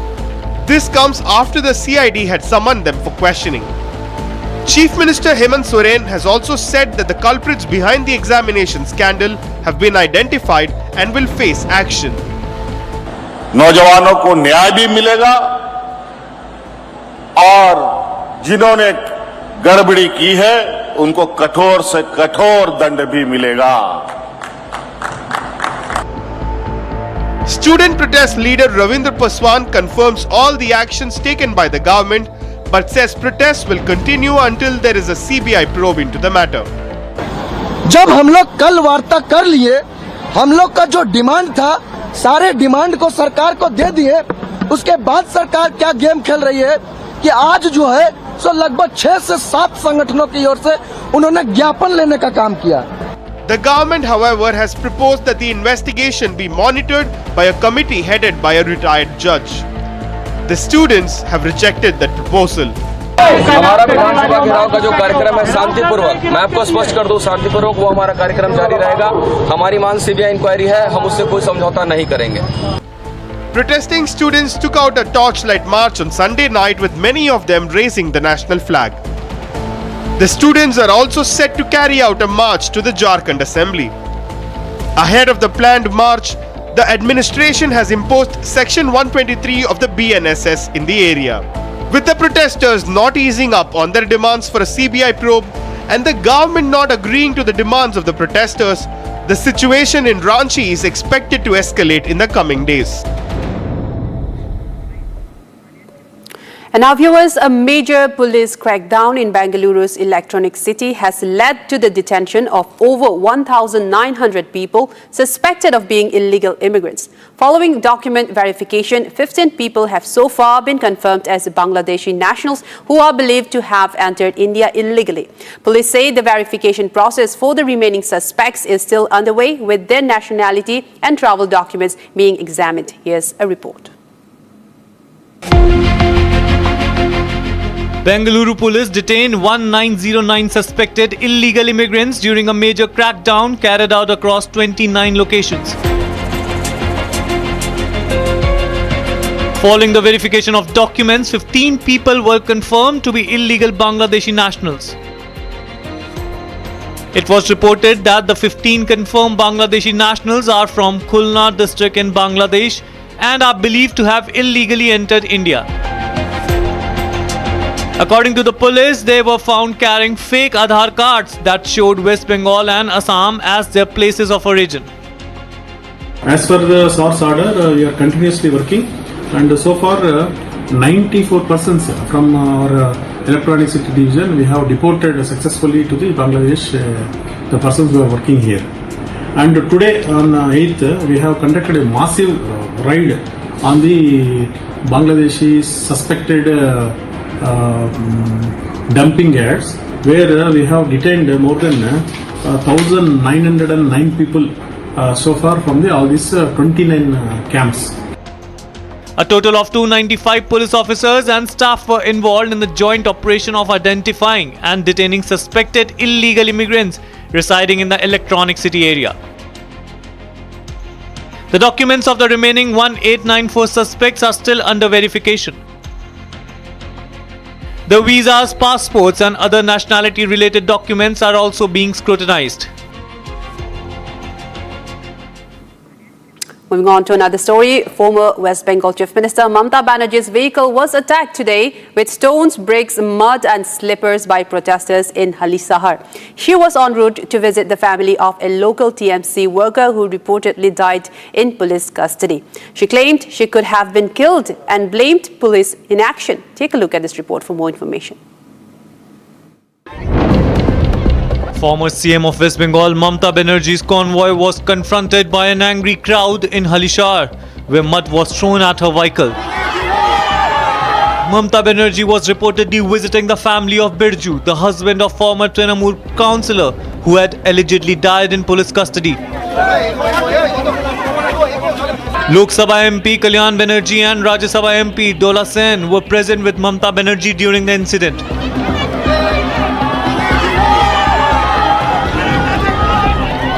Mamata Banerjee, however, alleged that stones were hurled at her in front of the police, saying that attack was severe and leveled accusations of inaction against the police. मेरे को गाड़ी में बड़े बड़े पत्थर मारा गया बाहर से एंटी सोशल पुलिस का सामने में हमको इतना गाड़ी को अटैक किया। अगर हम गाड़ी का कांच शीशा खुला रखता तो हमारा माथा फट जाता, हम लोग सब मर जाता। ऐसा पुलिस का सामने में हुआ, हम कभी ऐसा हमला नहीं देखा। क्या कर रहे हैं इतना पुलिस बीजेपी को प्रोटेक्शन दे रहा है। BJP State President Samik Bhattacharya slammed the statement by Mamata and emphasized that no BJP worker was involved in the incident. देखिए, ममता बनर्जी के गाड़ी के ऊपर कीचड़ फेंकना, पत्थर फेंकना, चप्पल फेंकने का साथ दूर दूर तक भारतीय जनता पार्टी का कोई संपर्क नहीं है। और तृणमूल हम लोग को सिखाने मत आए ये क्या हो रहा है। ये तृणमूल और तृणमूल का लड़ाई है, जनता और तृणमूल का लड़ाई है। किसी मुख्यमंत्री तो बहुत दूर की बात है, किसी महिला नेत्री का गाड़ी के ऊपर, किसी नेता का गाड़ी के ऊपर पत्थर फेंका जाए, भारतीय जनता पार्टी इसका समर्थक नहीं है। हम इस घटना की निंदा करते हैं और ऐसा हुआ तो पुलिस है, उसका जो कार्रवाई करना है पुलिस करेगी। The incident, however, once again goes to highlight that the people's anger against Mamata has still not eased up.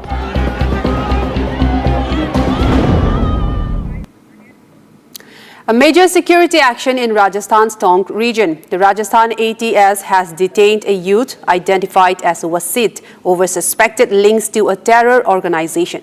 Sources say he may have been in contact with a Pakistani handler linked to Jaish-e-Mohammed. The accused has been taken to Jaipur for questioning, while agencies are also probing his digital devices, financial details and possible wider terror links as well. Take a look at this report for more information. Major security action in Rajasthan's Tonk, where the ATS has detained a youth over suspected links to a terror organization. The suspect is identified as Wasit, and officials say he may have been in contact with a Pakistani handler linked to Jaish-e-Mohammed. देर रात Rajasthan ATS ने कार्रवाई करते हुए राजस्थान के टोंक जिले से एक व्यक्ति को उठाया है। वासित नाम का एक पूरा शख्स है, जिसे कल राजस्थान के टोंक जिले के कालीपलटन इलाके से यहाँ पर उठाया है। ये फिलहाल बासित का घर है। फिलहाल आपको तस्वीरें दिखाते हैं। रिपब्लिक भारत ग्राउंड जीरो पर पहुंचा है। बताया ये जा रहा है कि बासित को राजस्थान एटीएस ने देर रात उठाया है। पिता जो हैं वो कारपेंट्री का काम पेंटर का काम यहाँ पर करते हैं और साथ ही लगातार तमाम ऐसी इनपुट्स राजस्थान एटीएस को थे जिनके दौरान ये कार्रवाई की गई है। हिरासत में बासित को लिया गया है। The suspect has been taken to Jaipur for questioning, while sources say he may also be brought to Delhi as the progresses. ATS teams have also searched his house and seized digital devices and bank-related details as investigators examine his activities and contacts. Agencies are now probing the alleged Pakistan connection and examining whether the suspect had links with other individuals or a wider terror network. घंटा घर पे है बच्चा और बच्चे ने कहा है कि यहाँ से घबराने की कोई बात नहीं, मेरे को यहाँ पर कोई काम के लिए लेकर आया, ये नहीं बताया कि पूछताछ के लिए कोई किसी खोज के लिए। तो फिर जब मैं घंटा घर पहुँचा तो फ़ोन बंद हो चुका। फिर मेरे को एक शक हुआ कि सफ़ेद गाड़ी खड़ी हुई थी वहीं पर। तो मैंने वहाँ पुलिस वाले से पूछा, मैंने यार इसमें कोई आया, मुझे पता नहीं। मैंने यार इस गाड़ी के अंदर तो कोई होगा ना। हाँ नहीं, वो इसके अंदर डिपार्टमेंट में गया ऑफिस में। जब मैं अंदर गया तो फिर उन्होंने मेरी तलाशी करी और मेरा मोबाइल ले लिया। The investigation comes ahead of Independence Day, with security agencies stepping up scrutiny of suspected terror networks and their handlers. For now, the alleged Jaish-e-Mohammed connections remain under investigation, with agencies continuing to question the suspect and analyze the material recovered during the operation.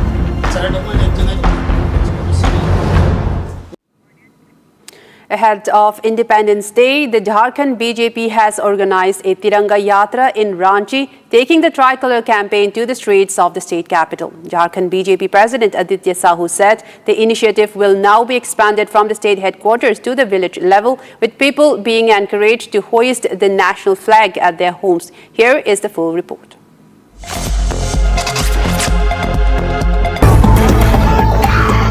With Independence Day just days away, the tricolor took center stage in Ranchi as the Jharkhand BJP organized a Tiranga Yatra. The march is part of the wider push to encourage citizens to display the national flag ahead of August 15th. The campaign is expected to be undertaken from the state headquarters to the grassroots, reaching villages across the state. Jharkhand's BJP President Aditya Sahu said the focus is on encouraging young children to hoist the tricolor at their homes and develop a sense of patriotism from an early age.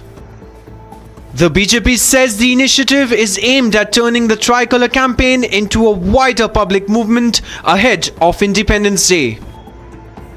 The Tiranga Yatra comes as preparations build for India's 80th Independence Day on August 15th, with the BJP seeking to take the national flag campaign from Ranchi to homes and villages all across Jharkhand. And now Pakistan is facing fresh unrest as rising fuel prices, inflation and a new petroleum levy trigger protests across the country. Thousands have reportedly taken to the streets, raising slogans against the government and protesting the rising cost of essential commodities and lack of employment opportunities. And now even Pakistan's own people are taking to the streets. Take a look at this report.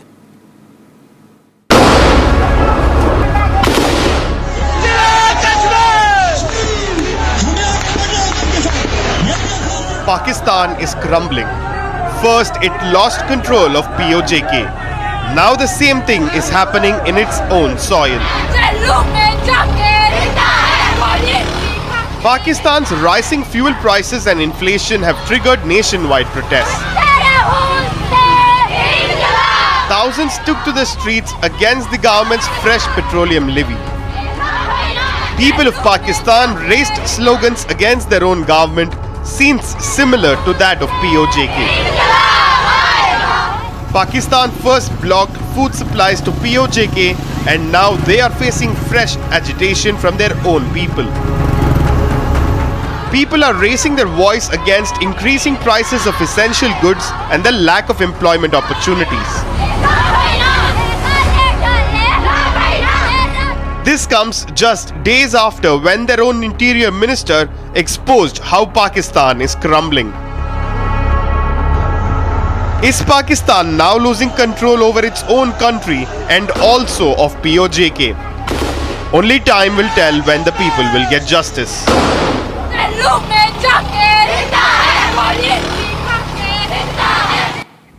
Well, that's a wrap for now. Thank you for watching. More news and updates continue on the other side.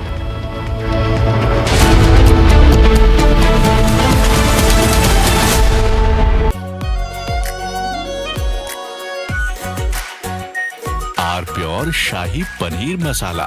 Delicious, healthy, every day. 13,000 placements last year. At Amity, we are committed to nurturing passionate, hardworking and proactive professionals.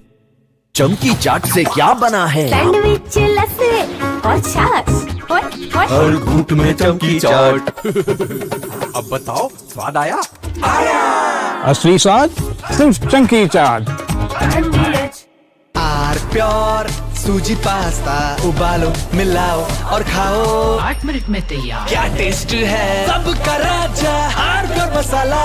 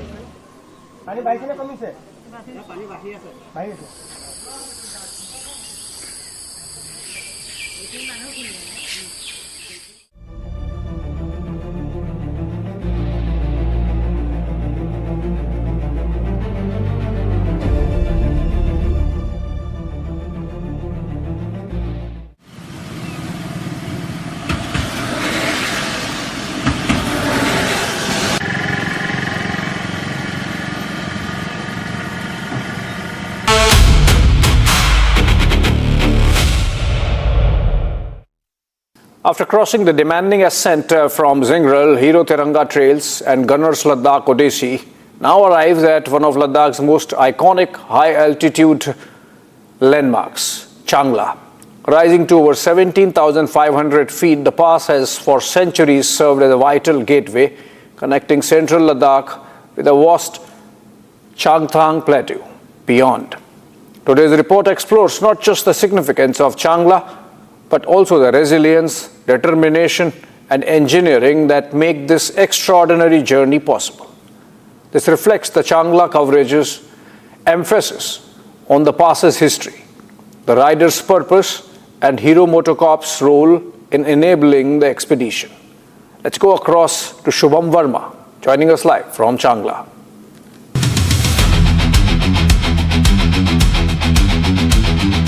Every expedition is driven by determination, but every great expedition is also dependent on the kind of machine that can match the determination.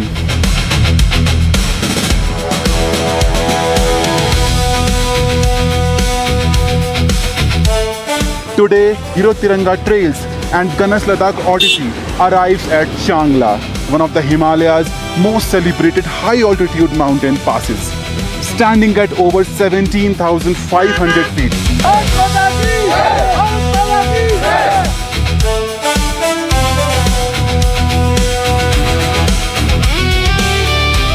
After a brief halt at Changla, the convoy will head towards Tangste, where today's expedition will conclude.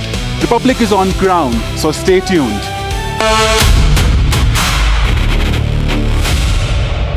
चमकी चाट से क्या बना है? आलू चाट या fruit चाट? स्वाद बनाए चमकी चाट। क्या बात है? स्वादिष्ट पकोड़े और परेशान, अरे चमकी चाट है इसकी जान। असली स्वाद सिर्फ चंकी चाट। कुछ तो सस्ता लो, सब बढ़िया लो। इसमें क्या खास बात है? थोड़े में ज्यादा स्वाद, यही तो है इसकी खास बात। Pure masala.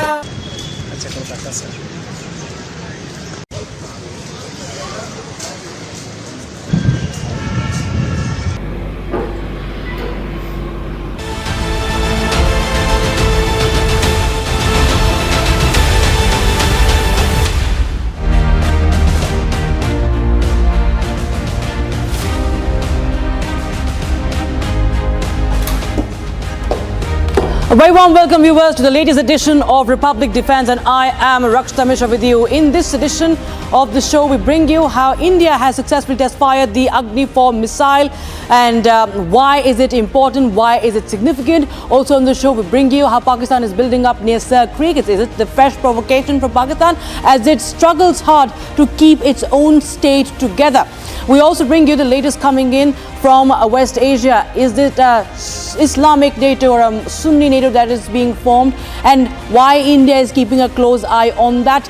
We also bring you how the voices from POJK are louder than ever before, and they're calling for Pakistan to go away, and they want that India should come to the rescue of POJK. Also, we bring you how the Indian Army athletes shining bright at the CWG, powering India's medal tally. All that and much more on this edition of Republic Defense.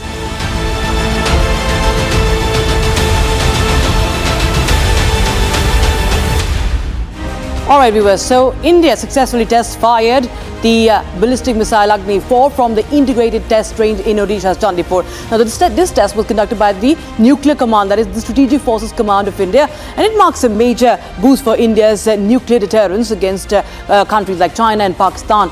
Now, viewers, and of course, also important to note is countering the Indo-Pacific build-up as well. So, the Agni 4 missile is a medium-range ballistic missile with a target range of up to 4,000 kilometers. And with this, the whole of West Asia is in target range. Let us tell you more through the elements. Let us tell you about the significance of this test, because the trials have been happening, but this is a test and this is happening for another time. But importantly, this has been conducted by the Nuclear Command. Now, this, viewers, Agni 4 is what has been told by the DRDO is an indigenous nuclear capable missile. It's an intermediate ballistic range weapon. It targets 4,000 kilometers in strike range. We can also have the map to show that. Pakistan, China, West Asia, they're all in the range. It goes beyond that, in fact.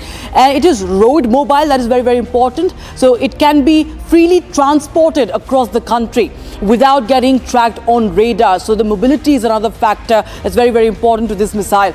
It's a two-stage solid fuel rocket motor that provides fuel flexibility also. So this, of course, is very important for India's war readiness. And if you talk about Pakistan and how the range, in fact, matches up, so we can just go across and we can the Agni 1. We can also compare it with the different missiles. Agni 1 was of 700 kilometers to 1200 kilometers. That was the first Agni missile.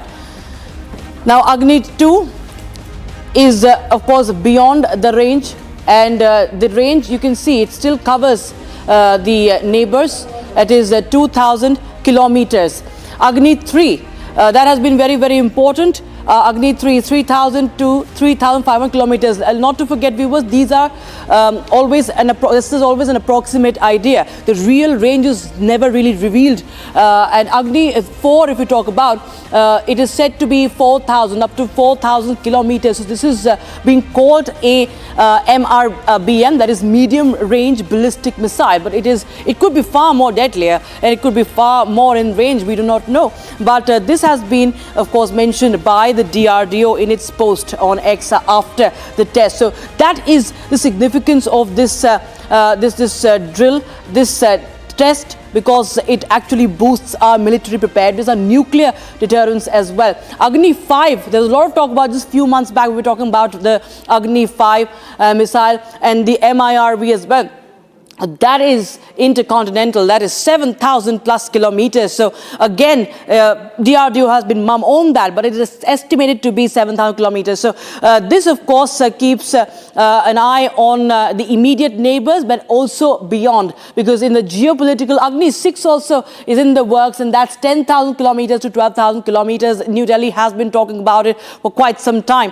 And there are a lot of speculations that was it the Agni 6 that was to be test-fired, but DRDO says it is Agni 4 that has been test-fired. So, of course, nevertheless, it's a boost for India's military preparedness. And if you compare it to Pakistan's Shaheen 3 missile, viewers, Pakistan Shaheen 3 is the longest operational missile that the neighbor possesses. The Shaheen falls 1,250 kilometers short of the Agni range, while Agni has a range of 4,000 kilometers. The longest Pakistan can go is 2,750 kilometers. So Pakistan has no missile as such to tackle Agni's range. So when it comes to nuclear precision as well, Agni beats Pakistan's arsenal, or Shaheen if we talk about. So India is ready for action, and now we are being joined by our guest on the broadcast. We are being joined by Dr. Prahlad Ramarao. He is the man behind India's Akash missile, and Dr. Ramarao is of course defense technology expert, and we can just go across to him. Dr. Ramarao, pleasure having you once again on Republic TV, sir. Agni 4 has been test-fired, is what we know, by our nuclear command. And there have been so much talk about Agni 5, about the MIRV. When the NOTAM was issued, there was a lot of talk about, is it the Agni 6 that is going to be test-fired? But DRDO says it's Agni 4. So if you could just shed some light on the significance of it and give us a context. Thank you, Rachita. See, when we make a missile system of this class, strategic class, we do the testing ourselves.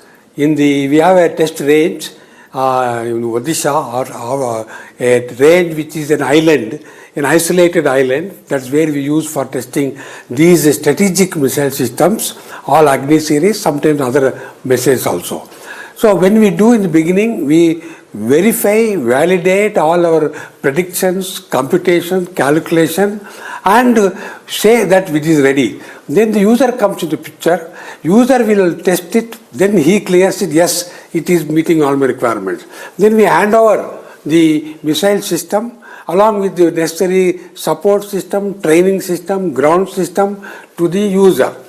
Then this, as you are aware, this missile is also capable of kept on a moving road transport, rail transport, so it can go anywhere in the country. So once it is there with the user, then user has a responsibility. He does normally periodic testing they will do as a checkout system. They have a facility, we have trained them, they keep doing. But once in a way they have to test it so that the operational readiness is confirmed by the strategic force commands. They have to confirm. There is a top-down protocol to be followed for launching a missile of this range. Some people call it intermediate range ballistic missile, some call it medium range. I will prefer to call intermediate range ballistic missile for our strategic system launched from an island near Orissa coast. And the protocol, the exact protocol of the nuclear force command will be followed. And the DRDO has no role, but I keep watching. The users, the strategic force command will follow all the protocols and carry out the testing. This way it's called user-driven test for ensuring operational readiness at short notice. This is the requirement, and this periodically keeps happening. This is a good milestone from the user point of view. For us also it is a satisfactory because we know it has worked well as per the complete our specification and as per the protocol that what we have jointly evolved. Right, sir. And also, how important is it from the point of view, given the geopolitical situation right now, sir, if we talk about the range, because range is never, of course, unveiled, but you see more such tests happening in the future. And what is your, understanding as far as, or your prediction as far as the Agni 6 is concerned? How important is it for India to now bring about a test for that as well? See, I remember Dr. Kalam making a statement, strength respects strength. That is, if you want to be respected as a nation of strength, strategic strength, military strength, we should show our strength. So that way, Agni 4 with IRBM range itself is a very good system for our near neighbors to get worried. But Agni 6, as you saw, is going to be across continents, and that is a demonstration not only military strength, strategic strength, technology strength, and our operational readiness. So Agni 6 will be a big milestone. We were all beginning of Agni 1. I remember how we were happy to see Agni 1 take off successfully. Then we have seen Agni series. So now Agni 6 will be an international global milestone with India's strength stamped with very sort of a concrete terms. All right, sir. Right. Many thanks, sir, for joining us with your inputs and your assessment of that development. Thank you so much. Always a pleasure having you, Dr. Ramarao.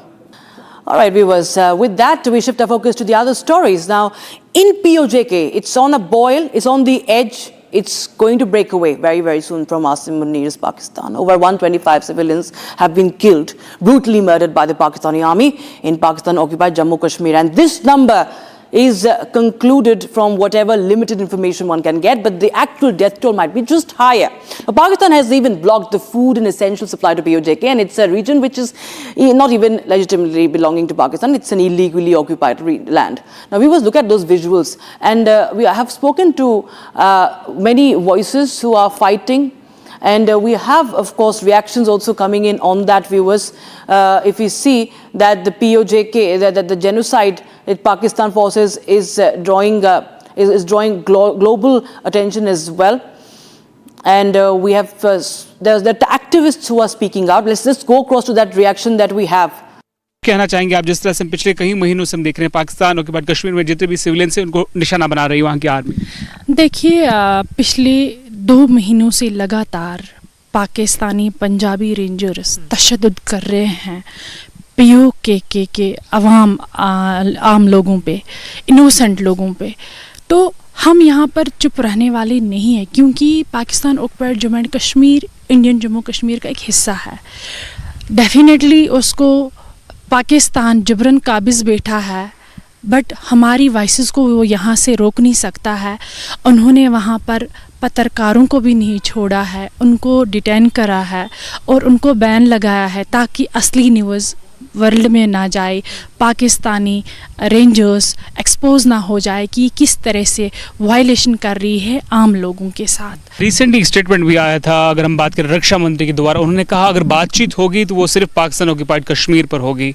कैसे आप इस चीज़ को देखते हैं, इस statement को देखते हैं? हमारे देखो, मैं ये कहना चाहती हूँ कि मैं आपकी चैनल के माध्यम से अपने प्राइम मिनिस्टर साहब और होम मिनिस्टर साहब को भी रिक्वेस्ट करना चाहूँगी कि मैं देखती हूँ पार्लियामेंट के बयानों में डेफिनेटली अमित शाह साहब जी और हमारे प्राइम मिनिस्टर साहब नरेंद्र मोदी जी भी कहते रहते हैं कि POJK हमारा अटूट अंग है। मैं भी मानती हूँ डेफिनेटली है, क्योंकि पाकिस्तान ने POJK को चुरा लिया, जबरन काबिज बैठे हैं। अब अगर इस टाइम हमारी अपनी आवाम है POJK के लोग, अगर उन पे जुल्म हो रहा, तशद्दुद हो रहा है, तो वक्त आ चुका। अगर वहाँ के लोग, मैंने बहुत सारी वहाँ POJK के लोगों, बड़े बड़े लीडरान का बयान देखा है कि वो बोलते हैं हम घर वापसी करना चाहते हैं अपने इंडिया के साथ। And viewers, if you remember, the Defence Minister of India, Rajnath Singh, had also made a statement about POJK, that how POJK is going to get integrated with India. This happened just last day in Morocco. Listen in. POJK में demand होने लगी। आपने सुना होगा 1-2 बार कुछ लोगों ने नारेबाजी की थी। 5 साल पहले एक बार इंडियन आर्मी को कश्मीर वैली में मैं संबोधित कर रहा था एक कार्यक्रम को। उस समय ही मैंने कहा था कि POJK को आक्रमण करके हड़पने की जरूरत नहीं पड़ेगी। वो तो हमारा पड़ोसी है ही, हमारा है ही POJK। और POJK के लोग स्वयं ये कहेंगे कि मैं भी भारत हूं, और वह दिन आने वाला है।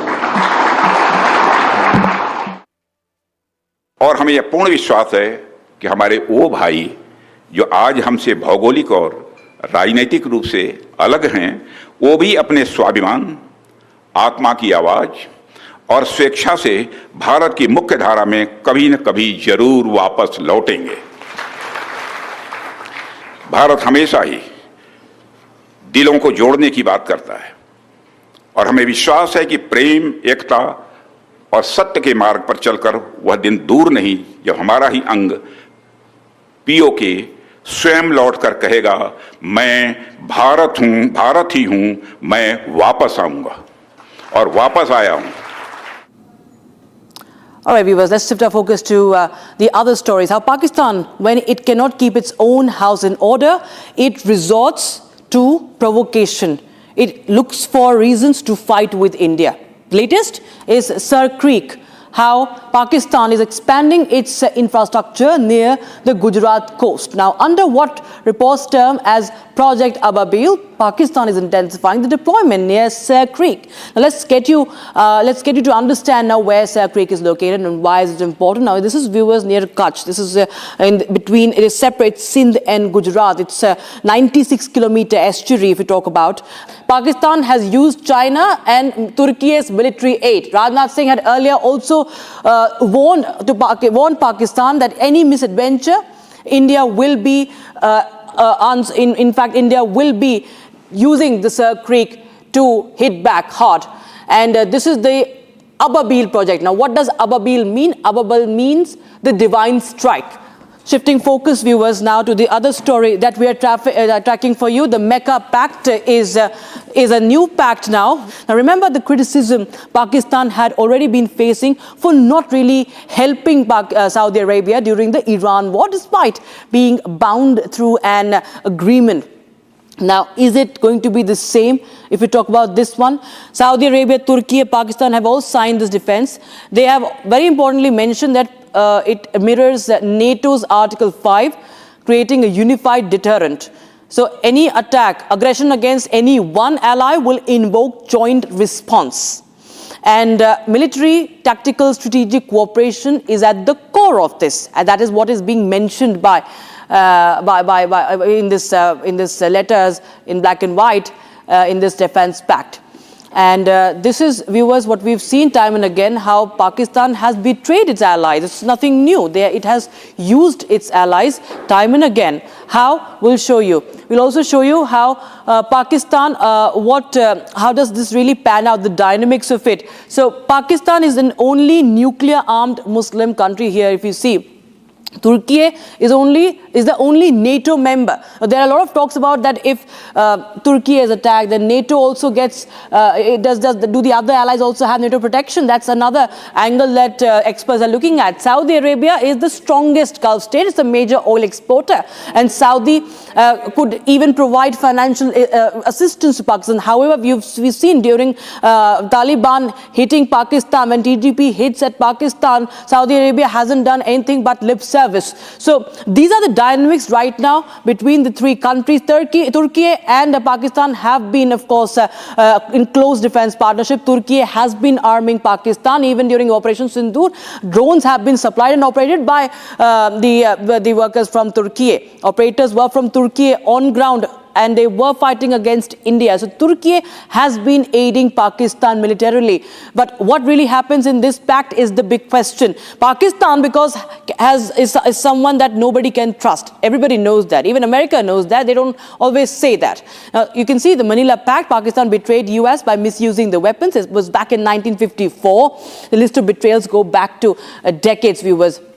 In 1955, the Baghdad Pact, Pakistan diplomatically cheated U.S. for acquiring weapons. Pakistan betrayed Saudi by offering no aid during attacks by Iran. So neither Saudi helped Pakistan nor Pakistan helped Saudi at all.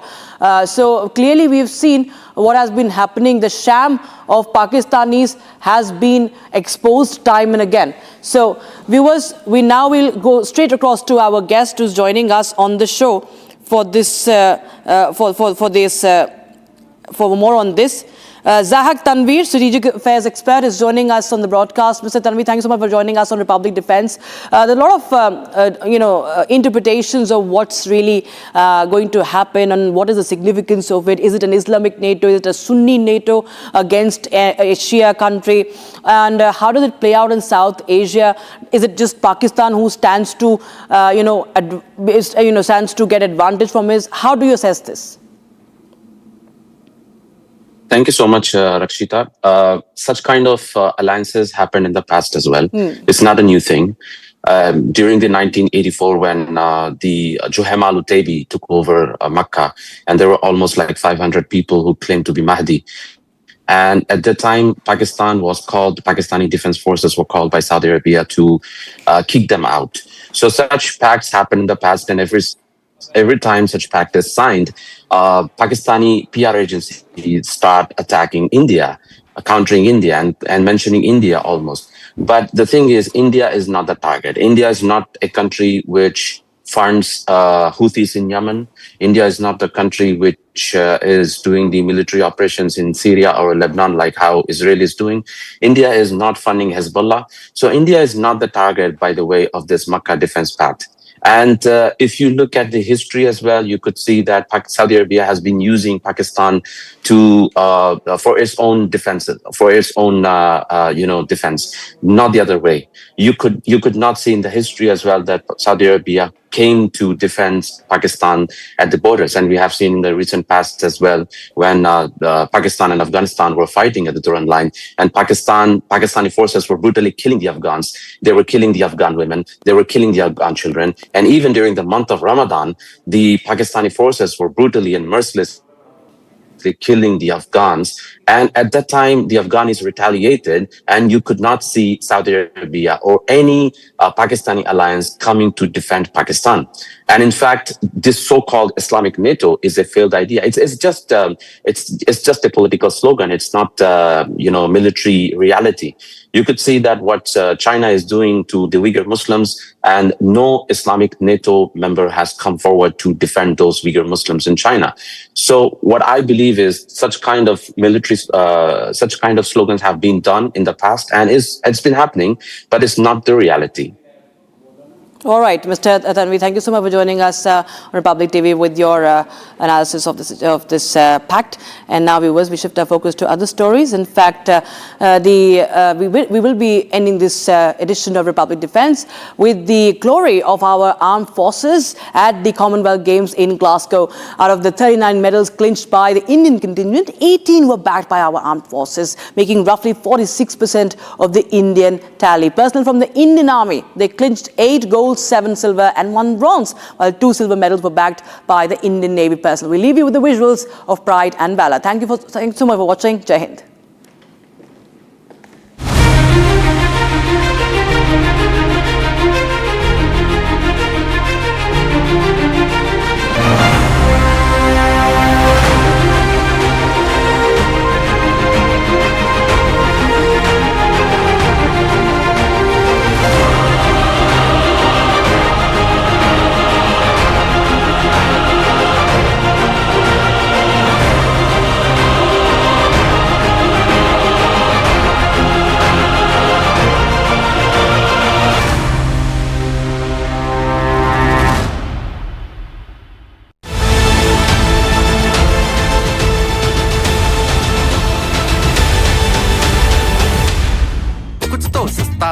सब बढ़िया लो। इसमें क्या खास बात है? थोड़े में ज्यादा स्वाद, यही तो है इसकी खास बात।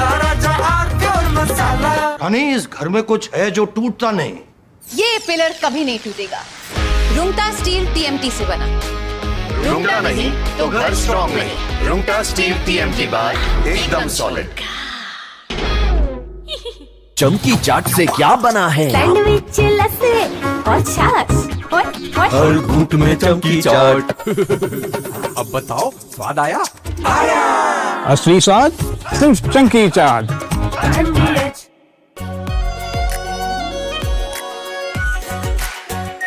Are pure shahi paneer masala, delicious, healthy everyday.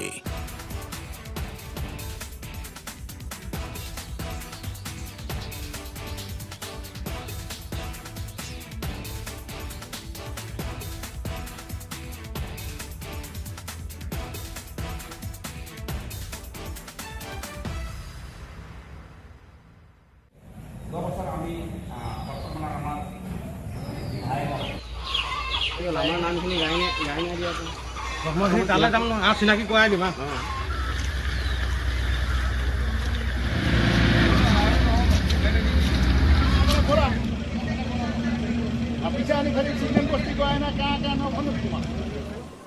পানী বাঢ়িছে নে কমিছে? পানী বাঢ়ি আছে।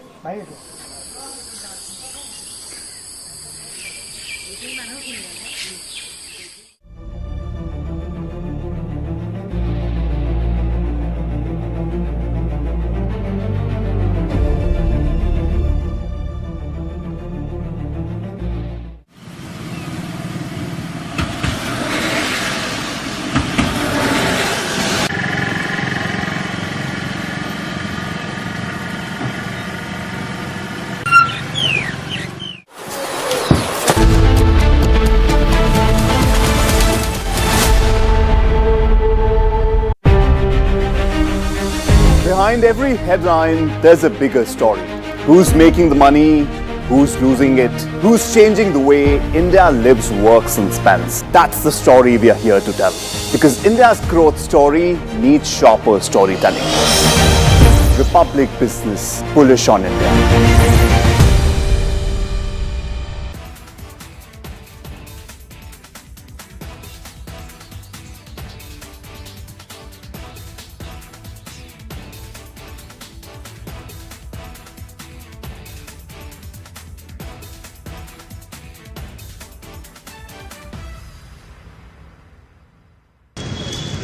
था सर।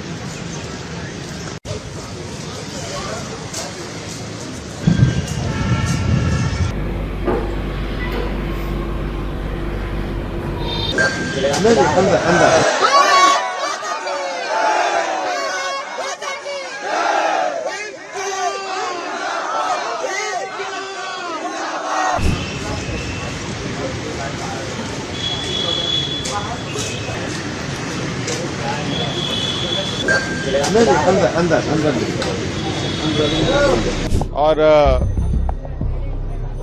निश्चित रूप से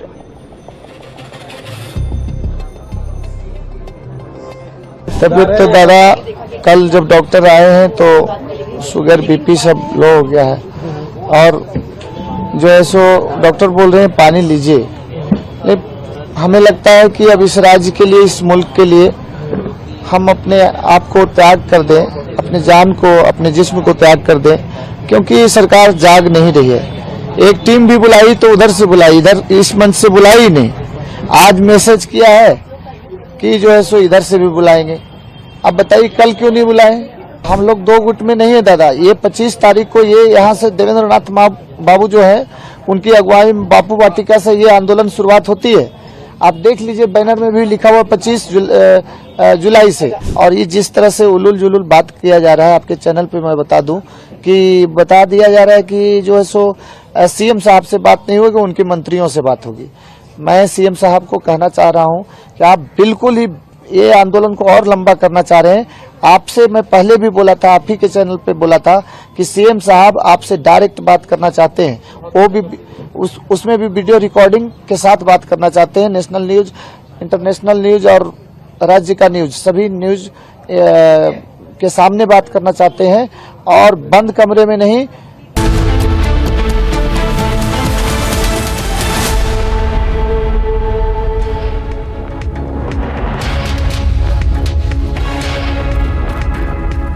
Hello viewers, you're watching Republic. I'm Chongtham Amrita and these are some of the top headlines that we're tracking for you at this hour.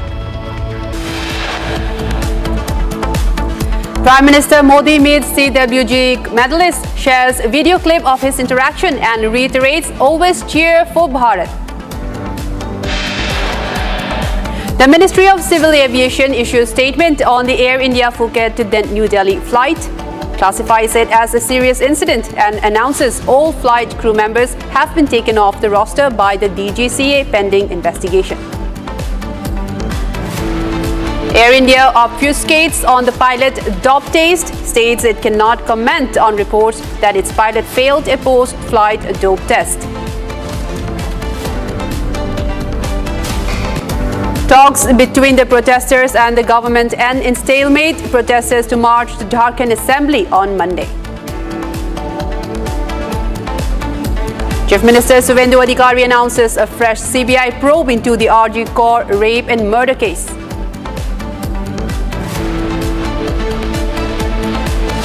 Israel rejects U.S. President Donald Trump's Board of Peace 15-point plan for Gaza. Prime Minister Netanyahu makes it clear that Israeli forces will not withdraw from Gaza until Hamas fully disarms.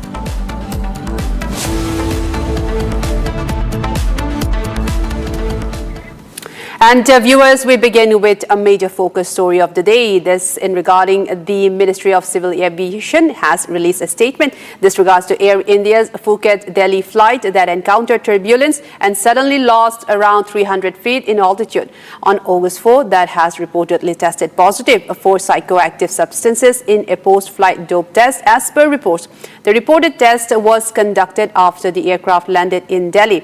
However, Air India has neither confirmed nor denied the reported positive result, saying the results of the post-flight screening have not been shared with the airline. We have more in this report. Take a look. A routine Phuket-Delhi flight suddenly turns into a nightmare. Air India flight AI-2379 with 145 people on board encounters severe turbulence near Odisha. And then the aircraft drops around 300 feet. 13 passengers and 4 crew members were hospitalized after the flight landed in Delhi.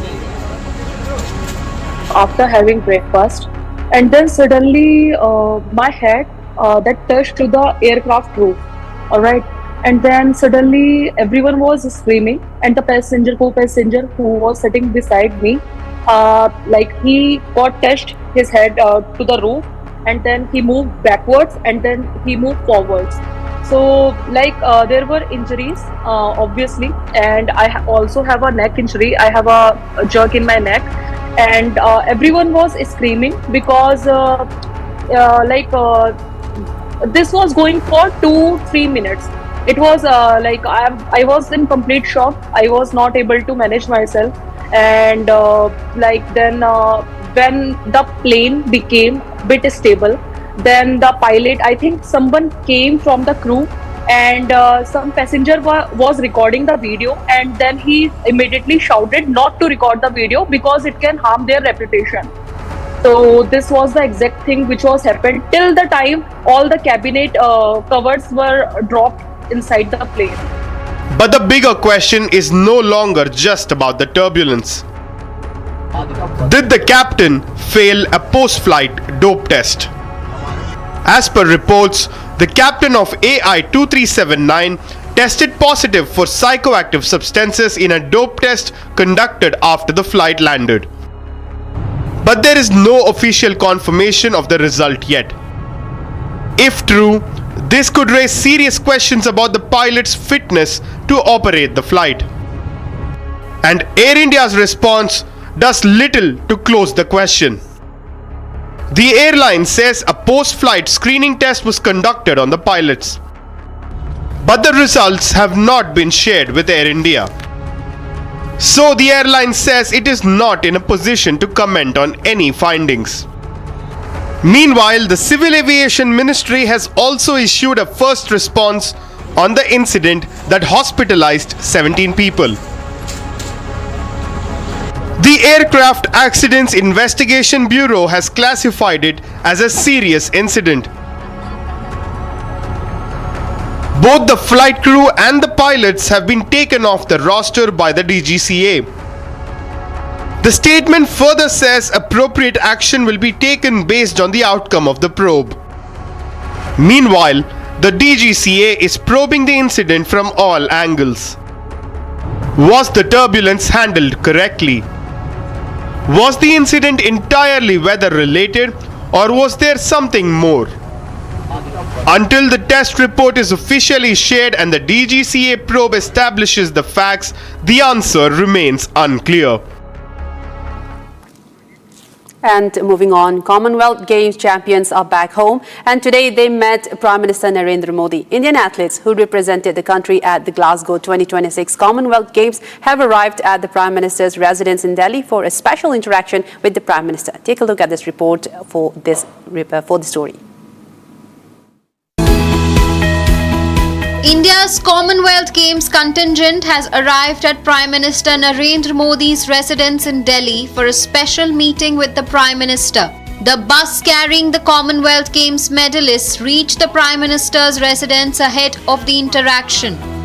Bharat Mata ki Jai! Bharat Mata ki Jai! Ahead of interacting with the Prime Minister, boxing medalist Lavlina Borgohain and weightlifter Saiko Mirabai Chanu spoke to the media.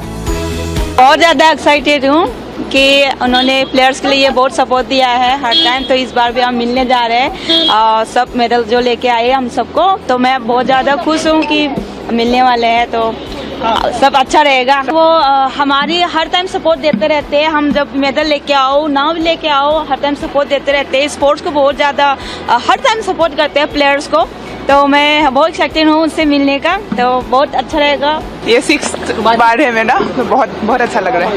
Ma'am बहुत excited रहेंगे मन में आपकी, अगर आप नहीं वो तो मिलकर ही बताएंगे। The athletes return after putting up a strong show for India at Glasgow 2026, bringing home medals across multiple sporting disciplines.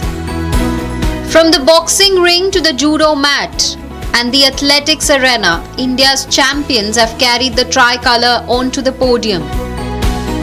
The Indian contingent bagged a total 39 medals, 13 gold, 17 silver and 9 bronze. Prime Minister congratulated the athletes and acknowledged their hard work, determination and performances on the international stage. For India's young sporting stars, a meeting with the Prime Minister adds another memorable moment to their Commonwealth Games journey. Bharat माता की जय, भारत माता की जय, भारत माता की जय. Moving on to another story, Janasena Chief Pawan Kalyan has backed senior advocate Harish Salve's stand on the proposed FCRA bill, saying Salve's interview will help clear apprehensions around the legislation. Kalyan emphasized that the bill is not targeted at any particular religion, underlined the need for greater transparency and accountability of foreign-funded NGOs, and noted